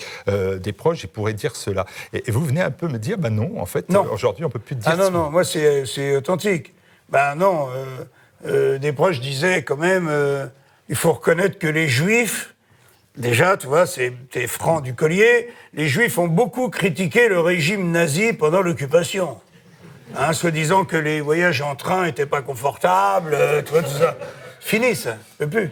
Même là, rien que de l'avoir dit, je vais je commence, je réveiller suis pas des bien là. monstres. Moi, je suis pas bien déjà. Je vais commence à réveiller pas être des bien, monstres, là. mais bien Je sûr. commence à être pas bien du tout. Là. Non, non. Sans Et que là, ça- Non, non, avant, on n'avait strictement aucun doute sur le fait que Pierre Desproges était non seulement un mec bien, mais sûrement pas ni antisémite, ni raciste, ni quoi que ce soit. Ça s'appelle de l'humour. Et il faut rappeler à la terre entière, pour la sempiternelle fois, je vais dire, cette phrase, on ne fait pas rire avec le bonheur, on fait rire avec le malheur. Tu vois, c'est-à-dire le bonheur fait pleurer. À la fin du film, les amants se retrouvent, on est tous dans la salle en larmes. Le bonheur, on n'éclate pas de rire de voir deux amoureux, on fait pas regarde, ils s'aiment. Non, non, on a plutôt envie de pleurer. Et si une vieille dame glisse sur une plaque de verglas, premier réflexe, on va avoir envie d'éclater de rire, même si on vient à son secours dans la seconde qui suit. Tu vois, elle s'est vraisemblablement pété le col du fémur, vraisemblablement, toi, mais on va la secourir, mais c'est le croche-pied, c'est la faute, c'est le bafouillement, c'est tout ça qui nous fait rire. Ce n'est pas du tout ni le bonheur, ni la bonté, ni la propreté, ni le machin, non. Et on rit plus souvent dans le calbar que sur le coude. On rit plus souvent dans le calbar que sur le coude. Je fais C'est vrai Canteloup. Alors, qui veut prendre la parole? Allez, Nicolas Gauthier. Oui, notre invité a d'autant plus raison. Effectivement, c'est Elisabeth Lévy qui me le disait. Effectivement, une blague féministe, c'est pas drôle. Une blague misogyne est très drôle. Ouais. Une blague antiraciste, c'est pas marrant. Ce qui va faire rire les gens, c'est les blagues racistes. Ouais. En revanche, j'en ai un petit peu, j'avoue, j'en ai un peu assez de cette ancienne répétée à foison par des gens de droite, de gauche. Je dis, oui, maintenant on peut plus rien dire. Pierre Desproges ne pourrait plus dire ce qu'il a fait. En fait, c'est vrai et faux. Et vous l'avez très bien dit dans l'entretien avec Valeurs Actuelles, c'est que c'est le fait des bandes. Blanche Gardin dit des horreurs. Exactement. Pascal a sa carte au club Canal+, Télérama, Libération. Ouais. J'oublie peut-être et France Inter. J'oubliais effectivement la Quadrature du Mal. Mais cathédrale. Elle a sa carte. Gaspard Proust Oui, va très loin. adroit. Très Mais loin. lui est très adroit, est plutôt un chevalier solitaire, mais il est assez adroit. Il y a Laurent Gérard qui va très très loin, mais lui est adossé à RTL. Donc il est vrai qu'on peut dire ce que disaient les grands ancêtres dont nous parlons, et même Fernand Reynaud, Pierre-Jean Vaillard a écrit des choses horribles sur les sujets que vous évoquiez, des heures les moins lumineuses de notre histoire, mais ça remonte à plus longtemps. Mais en revanche, là où ça devient un petit peu agaçant, c'est quand les mêmes gens disent oui, on ne peut plus rien dire. Je dis mais vous me dites ça, vous étiez les premiers à vouloir mettre Dieudonné en prison. Alors Dieudonné, j'en parle tout à fait à mon aise, que j'ai été le premier journaliste à avoir fait ces 3 premiers grands entretiens politiques, pour le Choc du mois et pour le magazine Flash que j'animais avec notre ami. Et au début, il me disait oui, on ne peut rien contre moi parce que je suis noir. Je dis Dieudo, t'es gentil, mais un surcroît de mélanine, c'est pas un gilet pare-balles. Tu vas douiller comme les autres. Et ce sont quand même ce sont les mêmes gens qui après, quand Manuel Valls a saisi le Conseil constitutionnel en une journée pour faire interdire un spectacle de donner le même jour, oh bien oui, c'est normal parce que c'est plus un humoriste qui fait de la politique. Ah bon, mais Guy Bedos, il faisait quoi pendant ces spectacles? Oui, bien sûr. Et l'histoire de Dieudonné, c'est un peu la fameuse blague, effectivement, quand on parle du régime qui veut interdire les juifs et les coiffeurs, on dit mais pourquoi les coiffeurs? Et la persécution démarre toujours de dire ah ben c'est l'autre, moi ça ne me concerne pas. Quand Le Pen était persécuté dans les années 80 par le showbiz de l'époque et par les ligues de vertu morale, les mecs de droite disent oui, c'est pas grave, tant que ça ne touche pas. Après, ces bactéries ont été touchés. Donc, quand on met le doigt dans cet engrenage, effectivement, ça devient mortifère. Et vous êtes la victime actuelle, mais il y a d'autres victimes avant vous. Est-ce que ça vous inspire quelque chose? Oui, je suis entièrement d'accord avec toi, Nicolas. T'as vu, j'ai plus ma feuille, mais je me souviens que tu t'appelles Nicolas. Voilà, je te remets. Et vous, c'est Jean-Marie, je crois. Oui, moi, c'est Jean-Marie. Comme Le Pen, c'est bon, je viens maintenant. Non, mais... Il y a même Laura Lone, qui est une fille, ça n'aurait échappé à personne, qui elle-même a des problèmes de censure. Donc même être une femme à notre époque, on n'échappe pas à la censure. Je voulais juste faire remarquer dans cette censure qu'il y a aujourd'hui sur cette liberté d'expression des humoristes, notamment, qui se restreint comme peau de chagrin, ça tout le monde l'admet. Avant, qui faisait la censure? C'était l'État. Les humoristes n'avaient affaire qu'à la répression de l'État. Aujourd'hui, c'est la société qui, avec les réseaux, c'est la bien-pensance, c'est la pensée unique à travers les associations. Ça c'est terrible. C'est là que la réunion de copropriétaires, elle intervient. Tout à fait. Et c'est là, vous citiez votre ex-ami Muriel Robin, c'est-à-dire que même au sein du même spectacle, avant, les gens n'auraient jamais osé s'attaquer officiellement, directement sur la place publique. Ils auraient peut-être pensé ce qu'ils voulaient ou fait leur coup en douce. Aujourd'hui, c'est open bar pour la censure. Et l'État intervient beaucoup moins qu'on le dit. C'est plus la société, le système qui est mis en place. C'est-à-dire que tout le monde est en train d'espionner et de se... Tout le monde a le droit et tout le monde a le droit de dénoncer l'autre. Et s'autoproclamer directeur de conscience. Avant, les directeurs de conscience, c'était chez les curés. Aujourd'hui, maintenant, c'est tout un chacun qui se permet de juger et de dire où est le bien, où est le mal. Cher Philippe, vous avez d'autant plus raison qu'on peut aimer ou ne pas aimer Bigard. Moi, je préfère l'humour de Raymond DeVos. Mais qu'on l'aime ou qu'on n'aime pas, mais si on n'aime pas, il y a un truc tout bête, on ne va pas le voir. Exactement. C'est-à-dire, nous, le vote, c'est chaque soir dans la salle. Interdire le spectacle d'un humoriste qui ne me plaît pas, ne me viendrait jamais l'idée, mais on est gouverné par les mêmes gens qui dénoncent l'ordre moral en permanence et qui pratiquent un néocléricalisme qui est de plus en plus odieux. Ceux qui disent « je suis Charlie » et en même temps... Pierre Gentillet, on poursuit. Encore 2 interventions. Je vais peut-être prendre un petit peu à rebours. Moi, je pense qu'il ne faut pas être excessif dans la censure qui intervient et dans la restriction de la liberté d'expression. Je m'explique avant de me faire huer. Je pense qu'en fait, à chaque époque, on a eu des tabous, on a eu de la censure. Aujourd'hui, la particularité de notre époque, vous l'avez dit, c'est que cette censure, elle ne vient pas tant du haut qu'elle vient du bas. Voilà. Et c'est ce qui nous étrangle encore plus en réalité. On est tous d'accord, hein, si vous regardez, si vous regardez, si tu merdes pas dans les 2 minutes qui viennent, tu vas t'en sortir les couilles propres. Sans déconner. Faites gaffe, c'est un avocat. Donc, je Alors laisse-moi terminer aussi déjà. bien que vous. Hein. Ouais. Si on regarde dans les années 50-60, je suis pas sûr que sous le général de Gaulle et sous le RTF, les humoristes, ça n'existait pas. Enfin, si, il y en avait, mais je veux dire, oui, il y en avait. Et Fernand Reynaud, c'est de la merde. D'accord, il y en avait, bien sûr, il y en avait. Et Fernandel. Non, mais il y en avait, mais ils étaient, on produisaient sait dans les très cabarets. bien. Non, j'étais pas vivant. Ils étaient, c'est ça ta question. Non, mais ils étaient à l'époque, je veux dire, il y avait à chaque époque il y a ses totems, à chaque époque il y a ses interdits. Il y a eu une période que vous avez connue. Enfin, je dis vous, mais pour une partie d'entre vous, qui est la période des années 70-80. Tu parles des qui vieux, correspond, laisse-moi finir ma phrase, qui correspond à une période en réalité où un ordre s'effondrait, un ordre moral, et un nouveau commençait à apparaître. C'était le moment où, mai 68 commence à progressivement arriver dans les télés, dans les radios, etc. Vous savez, les radios libres des années 80, etc. Oui, oui. Et donc, du coup, on a un moment des années 70-80 qui était une période tout à fait bénie en matière de libération, liberté d'expression, etc. Oui. De liberté. Et c'est vrai que quand on compare cette période-là à aujourd'hui, forcément, on étouffe. Mais ce que je voudrais dire, c'est que je pense qu'en fait, ce qui, peut-être, je ne suis pas du tout le porte-voix comme vous, mais je pense que ce qui frustre les gens, c'est beaucoup plus aujourd'hui, en réalité, le deux poids, deux mesures dans la liberté d'expression que dans l'unique censure. La censure, certes, on ne l'aime pas, mais ce qu'on n'aime pas, c'est le deux poids, deux mesures. Je vous prends un exemple, vous allez comprendre. Sur France Inter, un humoriste, en fait, ni l'un ni l'autre, a comparé le Christ, a dit Jésus est pédé. Et il a fait tout son sketch là-dessus. Alors, il s'est fait, évidemment, un petit peu insulter, un petit peu houspiller. Il a invoqué la liberté d'expression. Ce qui est insupportable aujourd'hui, c'est qu'un journaliste de France Inter, ou accessoirement cette radio est systématiquement dans le même sens, toujours dans le même sens, peut se permettre d'insulter des millions et des millions de croyants sans aucun problème, en faisant croire que toutes les religions en matière de liberté d'expression se valent.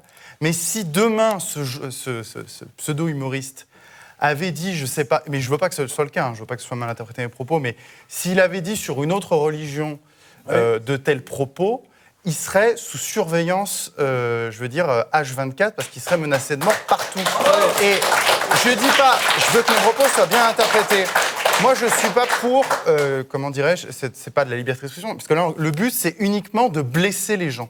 Ouais. C'est uniquement de blesser. Donc moi, je suis ni pour qu'on insulte Mahomet, ni pour qu'on insulte Jésus. Mais ce qui insupporte les gens, c'est qu'on puisse y aller dans un sens et pas dans l'autre. C'est ça ce que je veux dire. Voilà, exactement. Mais moi, je voulais souligner que la religion catholique est quand même de loin la plus cool, quoi.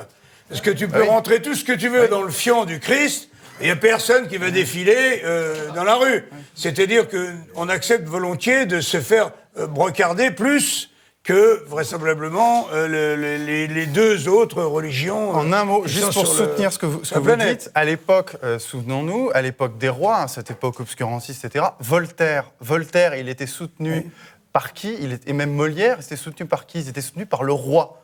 Donc vous voyez qu'on a toujours su, en réalité, se moquer plus ou moins des religions. L'histoire de France avant 89 ne se résume pas... c'était... Oui, enfin d'accord, ok. Il se moquait de la société. Des prêtres. Il se moquait des prêtres, oui, d'accord. Il n'a jamais insulté. Il se moquait des prêtres et il était soutenu par le roi et de même pour Voltaire, etc. Donc ce que je veux dire, c'est précis, cher ami. Bien sûr. Oui. On reviendra sur Voltaire la prochaine fois. Voilà ce que je voulais dire. On reviendrai parce que c'est quand même important qu'on ait un truc sur Voltaire. Philippe Ménard et il me reste Francis Bergeron. Philippe, allez-y. En fait, tout le monde a très très bien parlé, surtout vous d'ailleurs. Je te remercie, Philippe. Tu rebois quelque chose? C'est pour moi, passe-moi la bouteille. Et le rouge. Le rouge. Non, le rouge. Le rouge. Il connaît Philippe. D'ailleurs, c'est son surnom, on l'appelle Philippe le Rouge. Voilà. Merci.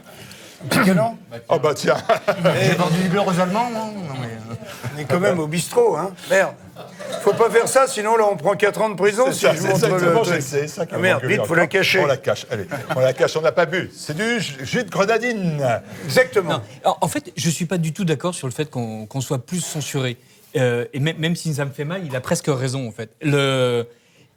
Ça lui arrive des fois. Quand on voit les chanteurs de rap qui disent absolument n'importe quoi, y compris des choses totalement antiféministes, y compris des choses totalement racistes, il n'y a aucun problème. Donc on dit qu'il y a beaucoup de censure. En fait, il n'y a pas plus de censure qu'avant. Il y en a même un peu moins.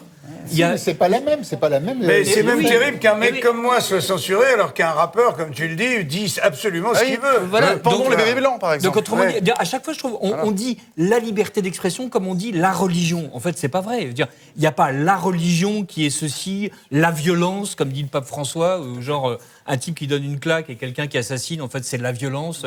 La religion, c'est les Mahométans ou le pape François. Et donc là, la liberté d'expression, ça veut rien dire. Il y a des expressions qui sont opprimées et il y a des expressions qui sont extrêmement libérées. On peut dire aujourd'hui, quand on est un rappeur issu de la diversité et des banlieues, des choses absolument stupéfiantes sur les rapports hommes-femmes. Et en revanche, effectivement, lorsqu'on est prêtre à Saint-Nicolas du Chardonnay, c'est extrêmement compliqué. Mais Oui, je suis d'accord avec toi. Je dis bravo. Ah oui, ils sont d'accord. Et Sur le rapport merci, avec les bonne femmes. soirée. Alors, Francis. Moi, Merci. j'ai pas grand-chose à dire. Mais moi, si. Non. Présent D'abord, je est suis un pas- journal qui ne censure jamais. Non.